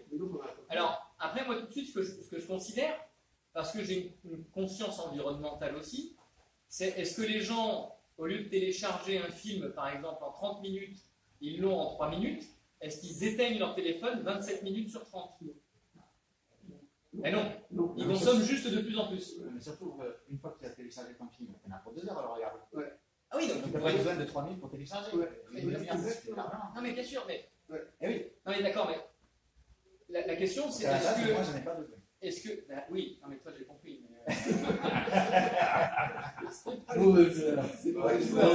Non, mais parce qu'aujourd'hui on nous a dit qu'il fallait numériser pour sauver la planète. Qu'il fallait aller vers du dématérialisé, vers du cloud, vers de l'électrique pour éviter de plomber le climat avec le CO2 et de tuer la planète. Sauf que, en fait, le numérique ne dématérialise pas. Il matérialise ailleurs. Alors déjà, vous avez des téléphones qui a fabriqué une empreinte environnementale énorme avec l'extraction des terres rares, précisément. Et les data centers qu'il a fallu fabriquer et qui fonctionnent et qui tournent, c'est hallucinant. Ouais, dans ma carrière, j'ai fabriqué des raccords à un moment donné en tant qu'ingénieur, ma petite carrière d'ingénieur qui a duré 5 ans. J'ai fabriqué des raccords de boîtiers de clim pour des data centers. Et l'étanchéité à l'eau de ces raccords à fluide de refroidissement, ils étaient hyper flippés parce qu'une fuite d'eau, ça dézingue le data center, hein, enfin la zone où il y a les serveurs, là où il y a, et ça fait perdre des données. C'est pour ça que d'ailleurs Google, je crois, stocke 14 fois chaque donnée sur les serveurs Google. les data centers, dès que ça chauffe un peu, la clim, elle se met à surconsommer, donc ils font sauter le jus du secteur, donc ils ont des groupes électrogènes. Donc pour ne pas cramer du pétrole, soi-disant, on va optimiser le truc avec des objets connectés qui font qu'on a des groupes électrogènes qui crament du pétrole pour refroidir le data center et l'alimenter en électricité pour que vous ayez vos données en permanence qui vous permettent d'optimiser et tout. Donc c'est pas du tout écologique. Quand Europe Écologie Les Verts nous vend l'électricité et le numérique comme solution face aux problèmes environnementaux, soit ils sont nuls, soit ils sont menteurs. Peut-être, mais non mais moi je leur laisse la possibilité. Si tu veux, la porte, je leur dis, si tu veux dire que t'es nul, dis que t'es nul, mais dis-le. Ou alors ils sont menteurs. Oui. Les deux. Ah, les deux à la fois. Oui, ils peuvent aussi, ils peuvent cumuler. Ils peuvent cumuler, ouais. Vous savez pas faire un truc sur le non-cumul bon, ça n'a rien à voir. Plus de débit. Plus de débit, ça fait que les gens consomment de plus en plus de données, donc c'est ultra énergivore et c'est ultra inquiétant du point de vue environnemental. C'est pour ça aussi que j'en parle, même pas que pour des problèmes de santé. Et plus de débit, techniquement, ça se fait avec plus de bandes de fréquences. On a parlé des fréquences, je vais vous donner des chiffres avec 3,6 GHz, 3,6 milliards de battements par seconde, mais en fait, la fréquence en elle-même, elle peut avoir un impact du fait de la fréquence elle-même, qui va entrer en résonance ou en interférence avec les processus biologiques. Mais surtout, ce qui est important, c'est la largeur du spectre autour de cette bande de fréquence. Jusqu'à la 4G, on avait plusieurs bandes de fréquences utilisées par la 2G, la 3G, la 4G, dont la largeur maximale était de 150 MHz. Ça ne vous parle pas, les gigas, les mégas, c'est pas grave. Retenez que ça faisait une bande utilisée pour communiquer, c'était 150 de large. Et il y avait plusieurs bandes de jusqu'à 150. La bande qu'on a activée en France, nous, entre 2020 et 2021 pour la 5G, elle fait 310 de large. Donc elle est déjà plus que 2 fois plus large que la plus large bande préexistante, qui n'a pas été éteinte au profit de celle-ci. C'est du rajout. Donc là, on va nous parler du retour du col roulé en hiver, parce qu'on va manquer d'électricité à force d'en surconsommer. Une bande de fréquence plus large, si vous voulez, c'est une route plus large. Il y a plus de monde qui circule dessus et plus rapidement, comme une autoroute par rapport à une route de campagne. Excuse-moi. Oui. Là, on est d'accord, tu parles de la 5G bas débit. Alors, c'est pas la 5G bas débit, c'est la 5G des villes. La 5G des villes sur ce qu'on appelle la bande cœur, développée entre 2020 et 2021 pour la France. Voilà. Ça va augmenter. Alors, du coup, tu prends de l'avance, c'est une Inception, tu vois, je te l'ai mis dedans et tu l'as sorti pour me donner la réplique. Souvent, on me dit la 5G, arrête de faire des conférences sur la 5G, c'est bon, elle est là, quoi. T'as perdu ton combat, mec, recycle-toi. Et en fait, non, parce que la 5G, c'est pas fini. L'année prochaine, en 2025, on doit activer la 5G millimétrique. On va garder les 3,6 GHz d'une largeur de 310 MHz de large, de spectre, et on va se rajouter une bande autour de 26 GHz. Ça, c'est la 5G qu'on appelle millimétrique, parce que les ondes millimétriques, c'est à partir de 30, mais du coup, les 26, on dit qu'elle est millimétrique déjà. Qu'importe, c'est juste du jargonnage techno-scientifique. N'empêche que la bande à 26 GHz, elle est prévue d'être d'une largeur de 3000 MHz de large. Donc là, le col roulé va revenir aussi, parce que même les centrales nucléaires, elles n'arriveront pas à faire tourner toutes les antennes, tous les émetteurs à cette quantité d'énergie consommée. Et puis, quand on va activer ce truc-là, on va s'activer un truc 10 fois plus large, presque 10 fois plus large que le truc qu'on a activé entre 2020 et 2021, qui nous a fait une pandémie. Donc là, on va se la payer à nouveau. Est-ce que c'est pour 2025 ou est-ce que c'est pour 2026? Est-ce qu'ils ont du retard? Est-ce qu'ils ont de l'avance? On n'en sait rien parce que de toute façon, ils mettront les bandes de fréquences aux enchères pour les opérateurs un mois avant l'activation, comme ils l'ont fait pour la 5G actuelle. Donc pour l'instant, je n'ai pas de boule de cristal, hein. Je ne peux pas vous dire quand ça va tomber, mais ça va tomber. Et là, tous les gens qui se sont opposés justement à toutes les mesures restrictives qu'on a connues entre 2020 et 2022 et qui depuis 2022 disent c'est bon, maintenant c'est fini, on s'éclate, on profite, ça va revenir, hein. Ça va forcément revenir. Et puis, au-delà de ça, cette 5G, plus on monte en fréquence, donc déjà le 3,6 c'est une belle montée en fréquence, le 26 c'est énorme, plus on monte en fréquence, moins les ondes sont pénétrantes. Plus elles sont freinées par des obstacles. Ce qui veut dire qu'au final, elles vont moins loin. Même si le champ dans le vide il va tout aussi loin, l'obstacle fait qu'il va moins loin. Donc ça fait que déjà on coupe les obstacles. C'est ça que les arbres gênent. C'est pour ça que les arbres gênent en ville. Ils coupent les arbres pour laisser passer les vents. Et au-delà de ça, on met de plus en plus d'antennes. De plus en plus de relais partout, de plus en plus proches. Alors, plus proches avec des intensités plus faibles, de toute façon, ils vont moins loin. Ça ne sert à rien de balancer voilà, des intensités folles. Mais on en met partout. Comme on met des émetteurs partout, même si c'est des émetteurs à petite intensité, vu qu'ils sont nombreux et qu'ils sont partout, ça augmente forcément l'électricité consommée. Donc, pour l'environnement, c'est une catastrophe. Et ça augmente aussi l'intensité des champs émis, parce que le maillage est plus fin. Donc on va toujours plus loin. Juste sur les intensités, pour vous montrer un peu le délire dans lequel on est déjà depuis 2020-2021, et pour imaginer peut-être le délire de 2025-2026, une antenne relais parisienne, j'emprunte un exemple à David Bruno. Une antenne relais parisienne, donc c'est une histoire vraie, hein, elle avait 5 bandes de fréquences en 3G, 4G, qui elles-mêmes réunies, là, les 5 bandes de fréquences, les 5 émissions ensemble, rayonnaient à une puissance de 5 kW.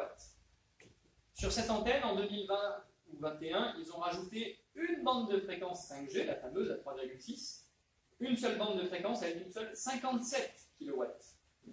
5 bandes 7 kW, une bande 57 kW. Ce qui fait qu'à 100 mètres de cette antenne relais sans obstacle, on mesurait 4,6 volts par mètre, aujourd'hui on mesure 13,9 volts par mètre, en valeur pic, le méga shoot qui est pulsé de temps en temps. Donc ça c'est ce x3 qui a été mesuré dans plein de villes de France depuis 2020, qui amène la 5G. Et donc après la question c'est, je vous parle de volts par mètre, 4,6, 13,9, c'est quoi la limite, qu'est-ce qu'il ne faudrait pas dépasser?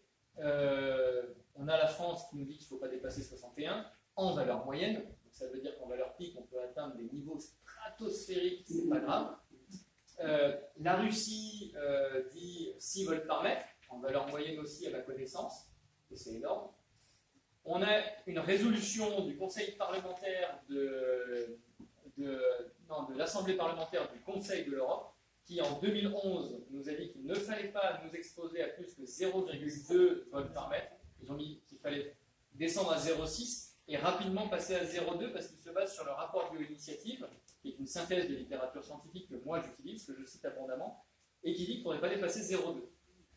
Depuis, alors la synthèse en question, elle a été publiée en première version, en première mouture en 2007, et c'est ce qui a servi au Conseil de l'Europe en 2011 pour faire cette résolution qui n'a été appliquée nulle part en Europe, bien évidemment. Les Suédois et les Norvégiens nordiques qui l'appliquent, il semblait avoir dit que la norme de 0,2, il l'avait reconnue.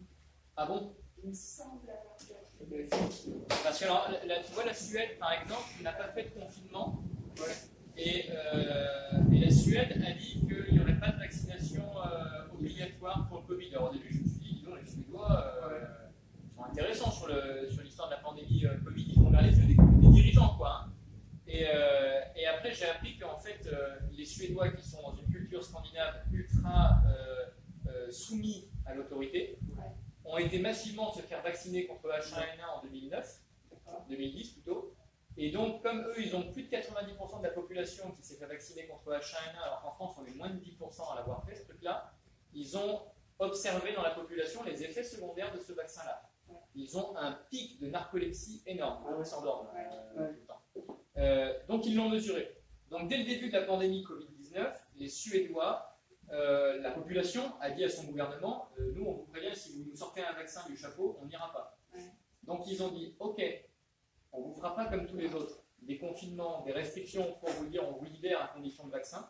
On vous libère tout de suite avant de vous avoir enfermé chez vous, à condition que vous soyez tous géolocalisés avec l'application, l'équivalent de tous anti-Covid, stop Covid, je ne sais pas quoi là, qui mesure toutes les rencontres d'humain à humain pour savoir les cas contacts, de cas contacts, de cas contacts et tout. Et donc les Suédois, c'est pour ça que je suis surpris, tu vois, que les 0,2 soient peut-être respectés. J'avais lu ça, c'était avant, hein, c'était peut-être en 2019, début 2020. D'accord. Parce qu'ils sont déjà pucés. Alors ils n'ont pas la puce dans le bras, ils l'ont dans la poche avec le smartphone, mais ils sont pucés en fait, et ils sont suivis en permanence, et je ne suis pas sûr que ce truc-là ait été enlevé à la fin de la pandémie, en fait, vu que c'est le big data qui analyse qui croise qui, et donc pour l'instant, il n'y a pas de mesure restrictive du fait des rencontres, mais ça pourrait revenir, et ils sont déjà là-dedans. Le risque, c'est que nous, en 2025-2026, on nous dise il revient une pandémie, vous ne voulez pas revivre ce qu'on a tous vécu en 2020-2022, Allez hop, identité numérique avec puçage. Ouais, c'est ça. Et l'argumentaire, il est déjà prêt, en fait. Je suis capable de te le fournir aujourd'hui parce que c'est une évidence, ça a été testé ailleurs. Donc ça, c'est le truc. Et 0,2, donc c'est le rapport bioinitiative qui dit 0,2. C'est repris par le Conseil parlementaire, par le Conseil de l'Europe. Et depuis, on a une norme qui date de 2015, qui est une norme allemande, qui n'est pas appliquée en Allemagne, qui est une norme de biocompatibilité du bâtiment, qui étudie toutes les pollutions environnementales du bâtiment et qui dit qu'il ne faut pas dépasser 0,06 volts par mètre de champ électromagnétique en valeur pic pour être sûr de ne voir aucun effet biologique survenir, que tu sois électro-hypersensible ou pas. Et moi je confirme, alors j'ai des EHS, des électro-hypersensibles qui m'ont dit ouais non 0,06 c'est pas suffisant, on commence à être mal à 0,011. Moi personnellement, alors voilà, je parle de moi, à 0,06 je me sens très bien. À 0,2, déjà au bout de 3 quarts d'heure, 1 heure, je commence à avoir des vertiges costauds. Donc, les normes aujourd'hui, elles en sont là. Et l'ANSES a été forcé de reconnaître, il y a un peu plus d'1 an maintenant, sa grande incompétence pour parler de santé et d'exposition au champ électromagnétique. C'est vrai, ils ont fait un communiqué de presse dans lequel ils disent l'ANSES manque de transparence et d'indépendance sur la question de l'exposition en radiofréquence et des effets sanitaires. Traduire, on est désolé, mais on est nul. Ils ont été obligés de le reconnaître. Et c'est bien de l'avoir reconnu. Donc, ils ont engagé un travail de révision des normes. Mais tant qu'ils nous parlent de valeur moyenne, c'est cette histoire, en fait. Il suffit de pulser de plus en plus fort pour que la valeur moyenne soit bonne et que ça soit, en fait, de plus en plus violent. Parce que plus c'est pulsé, plus c'est violent. Donc, l'ANSES, tant que vous nous parlez de valeur moyenne, tout ce que vous pouvez faire, ça n'a pas de sens. Et moi, je rencontre beaucoup de gens depuis que je fais des conférences. Ça fait 2 ans et demi que je fais des conférences et je rencontre beaucoup de gens qui ont fait une fixation sur le Linky, par exemple. C'est pas rien le Linky. Hein. Moi, Linky, ça s'appelle insomnie pour moi.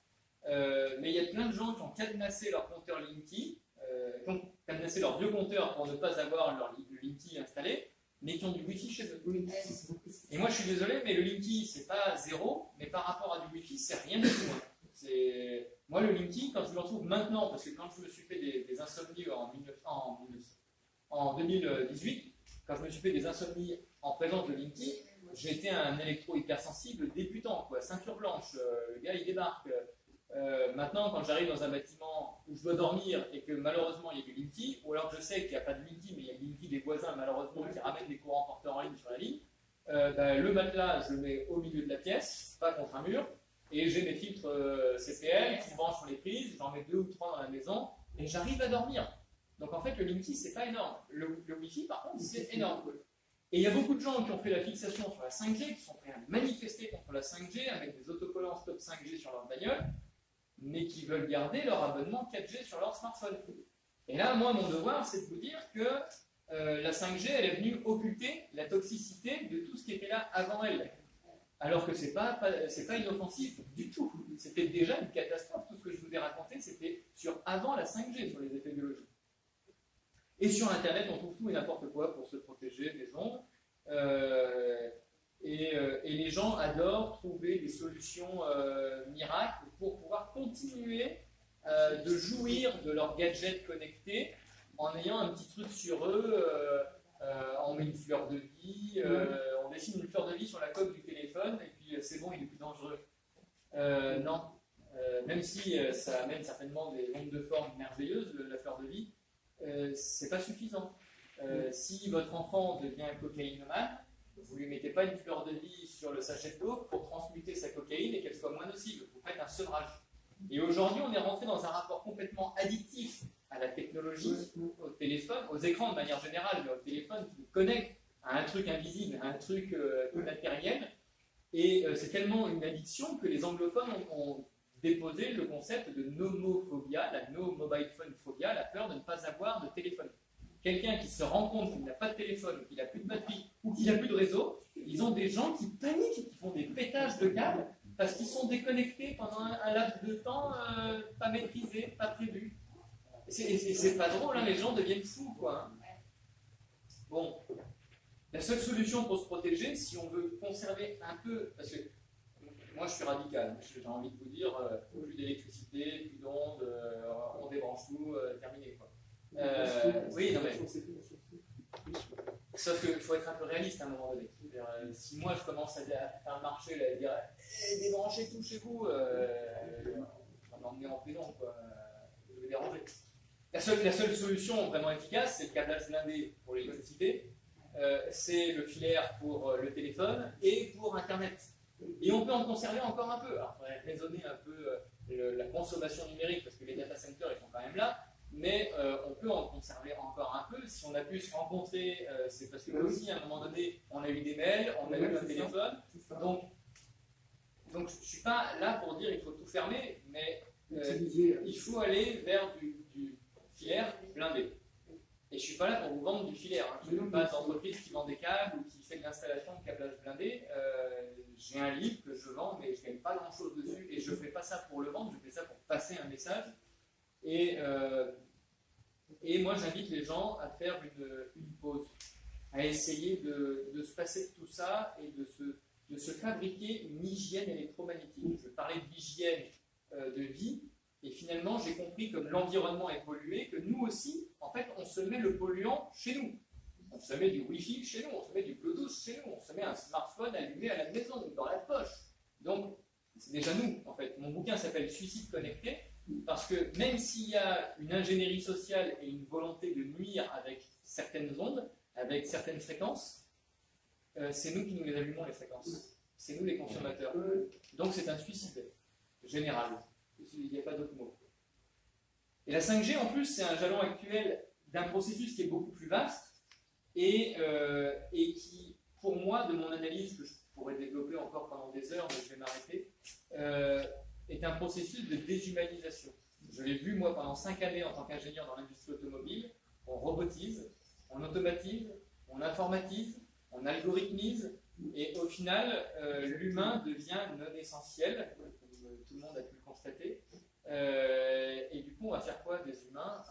Nous-mêmes humains, qu'est-ce qu'on va devenir dans un monde où il n'y a plus besoin des humains, dans un monde qui est basé sur l'utilitarisme, en fait. On leur met un écran devant et ils sont derrière. Et du coup, ils sont divertis, occupés intellectuellement par un écran qui est un échappatoire virtuel. Mais non. Mais du coup, on est mort, on n'est plus vivant, on n'est plus dans la vraie vie, quoi. Et c'est un peu là l'enjeu d'aujourd'hui.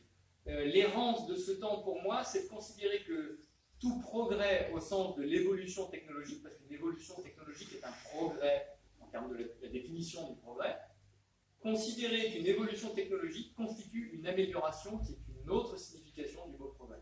Ça n'est pas toujours vrai. Et c'est ça qu'il faut remettre en cause. D'ailleurs, il y a un très très bon exemple dans le livre que j'ai lu, et notamment dans la société, je crois que c'est Google qui est souvent. Qui vient dans l'usine dans laquelle j'étais responsable qualité. Absolument. Ouais. Je ne dis pas ce que je veux dire, mais moi ça m'a touché. Et ils voulaient remplacer les humains par des machines partout, et moi je leur disais, mais tu fais quoi ces gens-là? Et j'hallucinais, quoi. Et ils me disaient, mais tu vas leur faire faire des choses plus utiles pour ton entreprise. Mais non, c'est l'argument. je les ai embauchés pour faire ça. Si ça, je le fais faire à une machine, mais je les tire, quoi. J'ai rien d'autre à leur faire faire, je suis désolé. Tu vois, pour penser à ce que tu dis là, avec la Java 2030, Absolument. avec Chloé, j'étais aussi. Moi, tu sais, j'avais occulté ça, j'étais pris dans autre chose. Et tout d'un coup, ah oui, quand même, tout est écrit, quoi. Ouais. Et c'est vrai que c'est des directives de Davos, de l'ONU sur. Et ça, tout le monde y a accès, tout le monde, c'est ça le pire. C'est que c'est officiel, c'est en ligne, c'est. Et c'est présenté pour sauver la planète par ça. rapport à tous les dangers environnementaux, alors qu'en fait, c'est une aggravation de la situation significative. Et puis surtout, nous, c'est un déclassement terrible, quoi. Et puis bon, après, on pourrait parler pendant des heures de transhumanisme. C'est ça. Quoi qu'il en soit, moi, je vous invite à faire un choix, en fait. C'est la fin de mon intervention. J'aimerais que vous la preniez pour une simple invitation à choisir entre un monde connecté et déshumanisé ou un monde vivant, à choisir entre l'extinction de masse ou l'extinction des téléphones. Voilà. Et le choix, je ne peux pas le faire à votre place. Je ne peux pas le faire à la place de tous ceux qui étaient là dehors mais qui ne sont pas venus m'écouter. Alors j'essaie de cultiver un peu la paix intérieure quant à l'avenir de l'humanité sur cette planète, mais je vais continuer à parler pour passer le message à tout le monde et je vous remercie de votre attention. Merci à toi.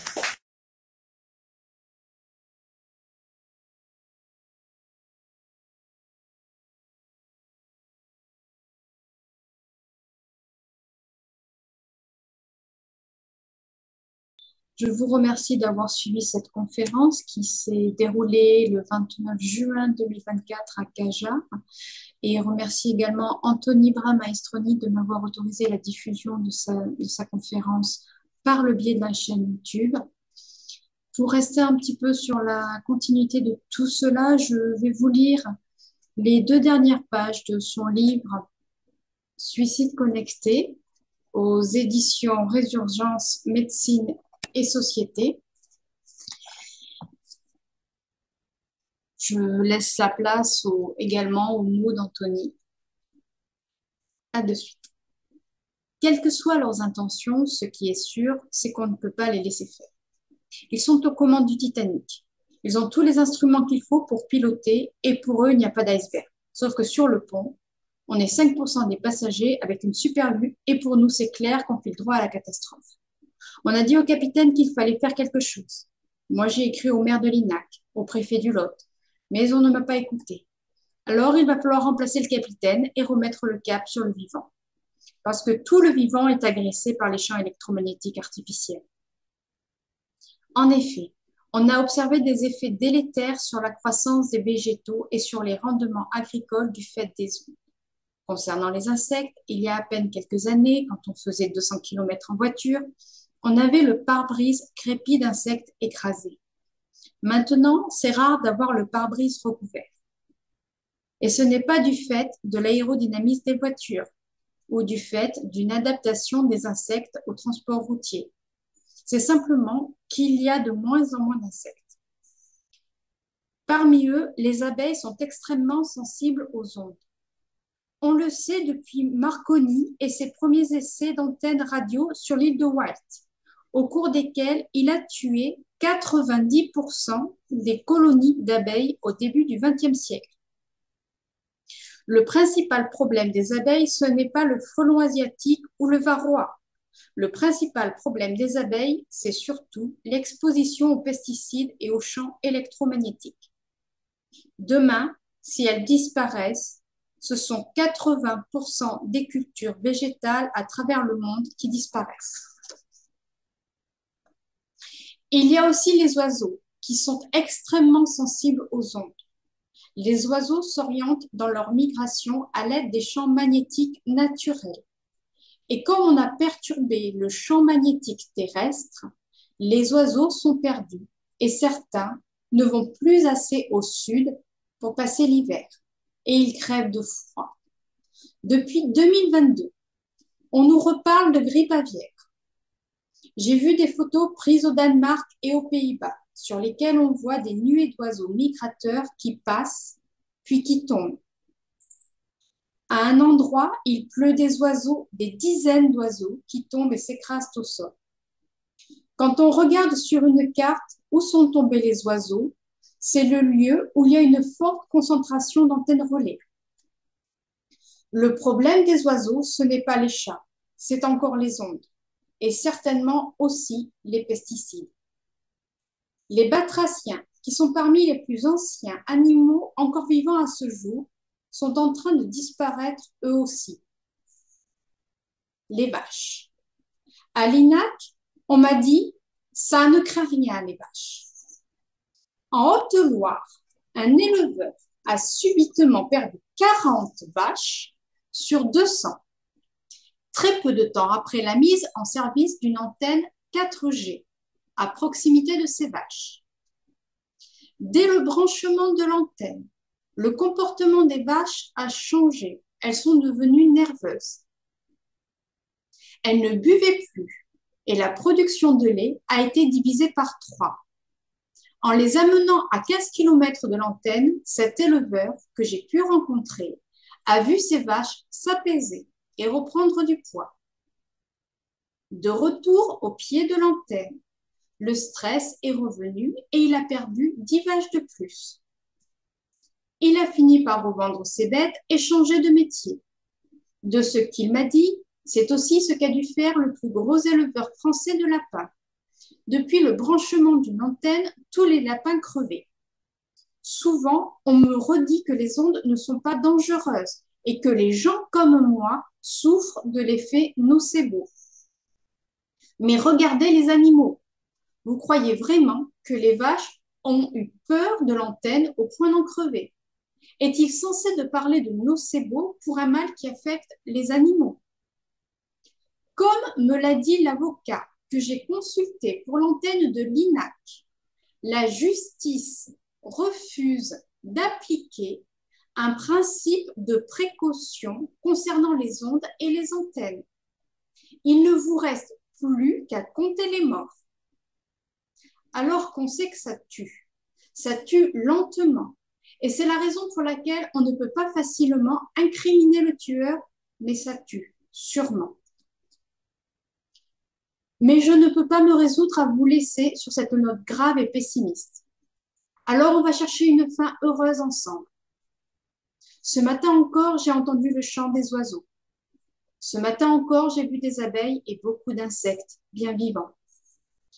Et nous sommes tous là, réunis pour cette conférence, tous vivants.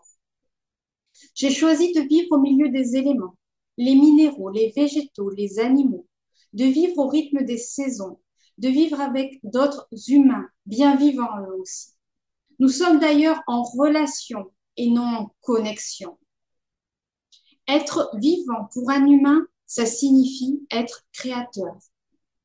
Ça veut dire jouir de chaque instant. C'est ça la vie. Et la vie a ceci de magique qu'elle nous offre toutes les clés. Et c'est à nous qu'il revient d'ouvrir les bonnes portes. Derrière certaines portes se trouve un futur avec des transhumains connectés, de plus en plus dociles, de plus en plus malades. Mais comme ils sont connectés en permanence, la technoscience les maintient en vie. Et puisque leurs vies sont en jeu, ils sont contraints d'être les esclaves de ce monde totalitaire qu'ils ont laissé émerger. Mais derrière d'autres portes se trouvent d'autres futurs bien plus réjouissants. Il existe encore des mondes à venir où l'homme est un semeur de vie et non un parasite pour la biosphère. Et pour accéder à ces mondes, il nous faudra passer par deux portes, celle de l'hygiène électromagnétique et celle de la sobriété numérique. Ces portes-là, on n'a pas le choix. Il faut les passer pour rester dans un monde vivant. C'est ce que je fais. En écrivant ce livre, je dénumérise mon message et je vous invite à m'accompagner dans ma quête de cet avenir vivant. Tout le monde peut me suivre. Comment faire? Celle-là, j'y ai droit à chaque fois. D'abord, il faut remplacer le sans-fil par du filaire pour supprimer les rayonnements chez vous. Puis, il faut intégrer le fait que le numérique crée une addiction chez vous, qu'il vous vampirise. Analysez votre comportement au contact des écrans. Est-ce toujours utile? Est-ce toujours pertinent? Est-ce que quand on commence, on se laisse embarquer dans le virtuel? Et si on essayait de tout arrêter? Offrez-vous une pause sur une ou plusieurs semaines. Faites un jeûne numérique ou même un jeûne électrique. Là encore, regardez comment vous vous sentez. N'êtes-vous pas déjà plus vivant sans écran, sans les ondes? Faites l'essai pendant 1 mois, puis rebranchez tout comme avant et vous ressentirez. Au moment où vous y reviendrez, vous percevrez que le numérique vous parasite. Alors vous serez libre de rejeter ou d'accepter ce parasitage en conscience. Ainsi s'achève mon intervention. Loin de moi l'envie de propager une peur des ondes et du numérique. Je n'ai pas peur, parce que je suis dans un état de connaissance. C'est l'ignorance qui mène à la peur. Tout au plus, je suis en colère quand je me heurte au déni généralisé. Mais je ne suis pas là non plus pour propager cette colère. La peur est plutôt du côté de ceux qui développent et de ceux qui consomment ces technologies. On a peur de ne pas être joignable, de ne pas pouvoir appeler à l'aide, peur de s'ennuyer. Donc on veut un smartphone pour être connecté au monde entier, pour se divertir à chaque temps mort. C'est précisément parce que je n'ai pas peur que je me sens bien sans connexion permanente. Pour autant, je ne cherche pas à être un modèle. Mon récit n'a rien d'exceptionnel. Il n'était qu'un support pour transmettre les connaissances acquises. Et finalement, il ne s'agit que d'une invitation à faire un choix de société. C'est à nous tous de faire ce choix. La 5G ou la vie. Il n'est pas trop tard. Pas encore. Mais gardez à l'esprit qu'un jour, il le sera très probablement. Je vous souhaite une longue vie, en bonne santé, et je vous remercie encore pour votre attention. Encore une fois, je remercie Anthony de sa conférence, de son livre, mais également a été présent, je ne montrerai pas le livre parce que je n'ai pas pu me le procurer hier, de Guillaume Bousquière et Sébastien Iozza, Covid-19, le narratif à l'épreuve du microscope. Pour ceux qui souhaiteraient, vous pouvez également retrouver l'interview post-conférence réalisée pour Antenne Doc Radio qui sera mise en ligne prochainement, qui ne sera pas diffusée sur YouTube pour des problèmes d'algorithme. Je vous remercie d'avoir regardé cette vidéo jusqu'au bout et encore une fois, à très vite.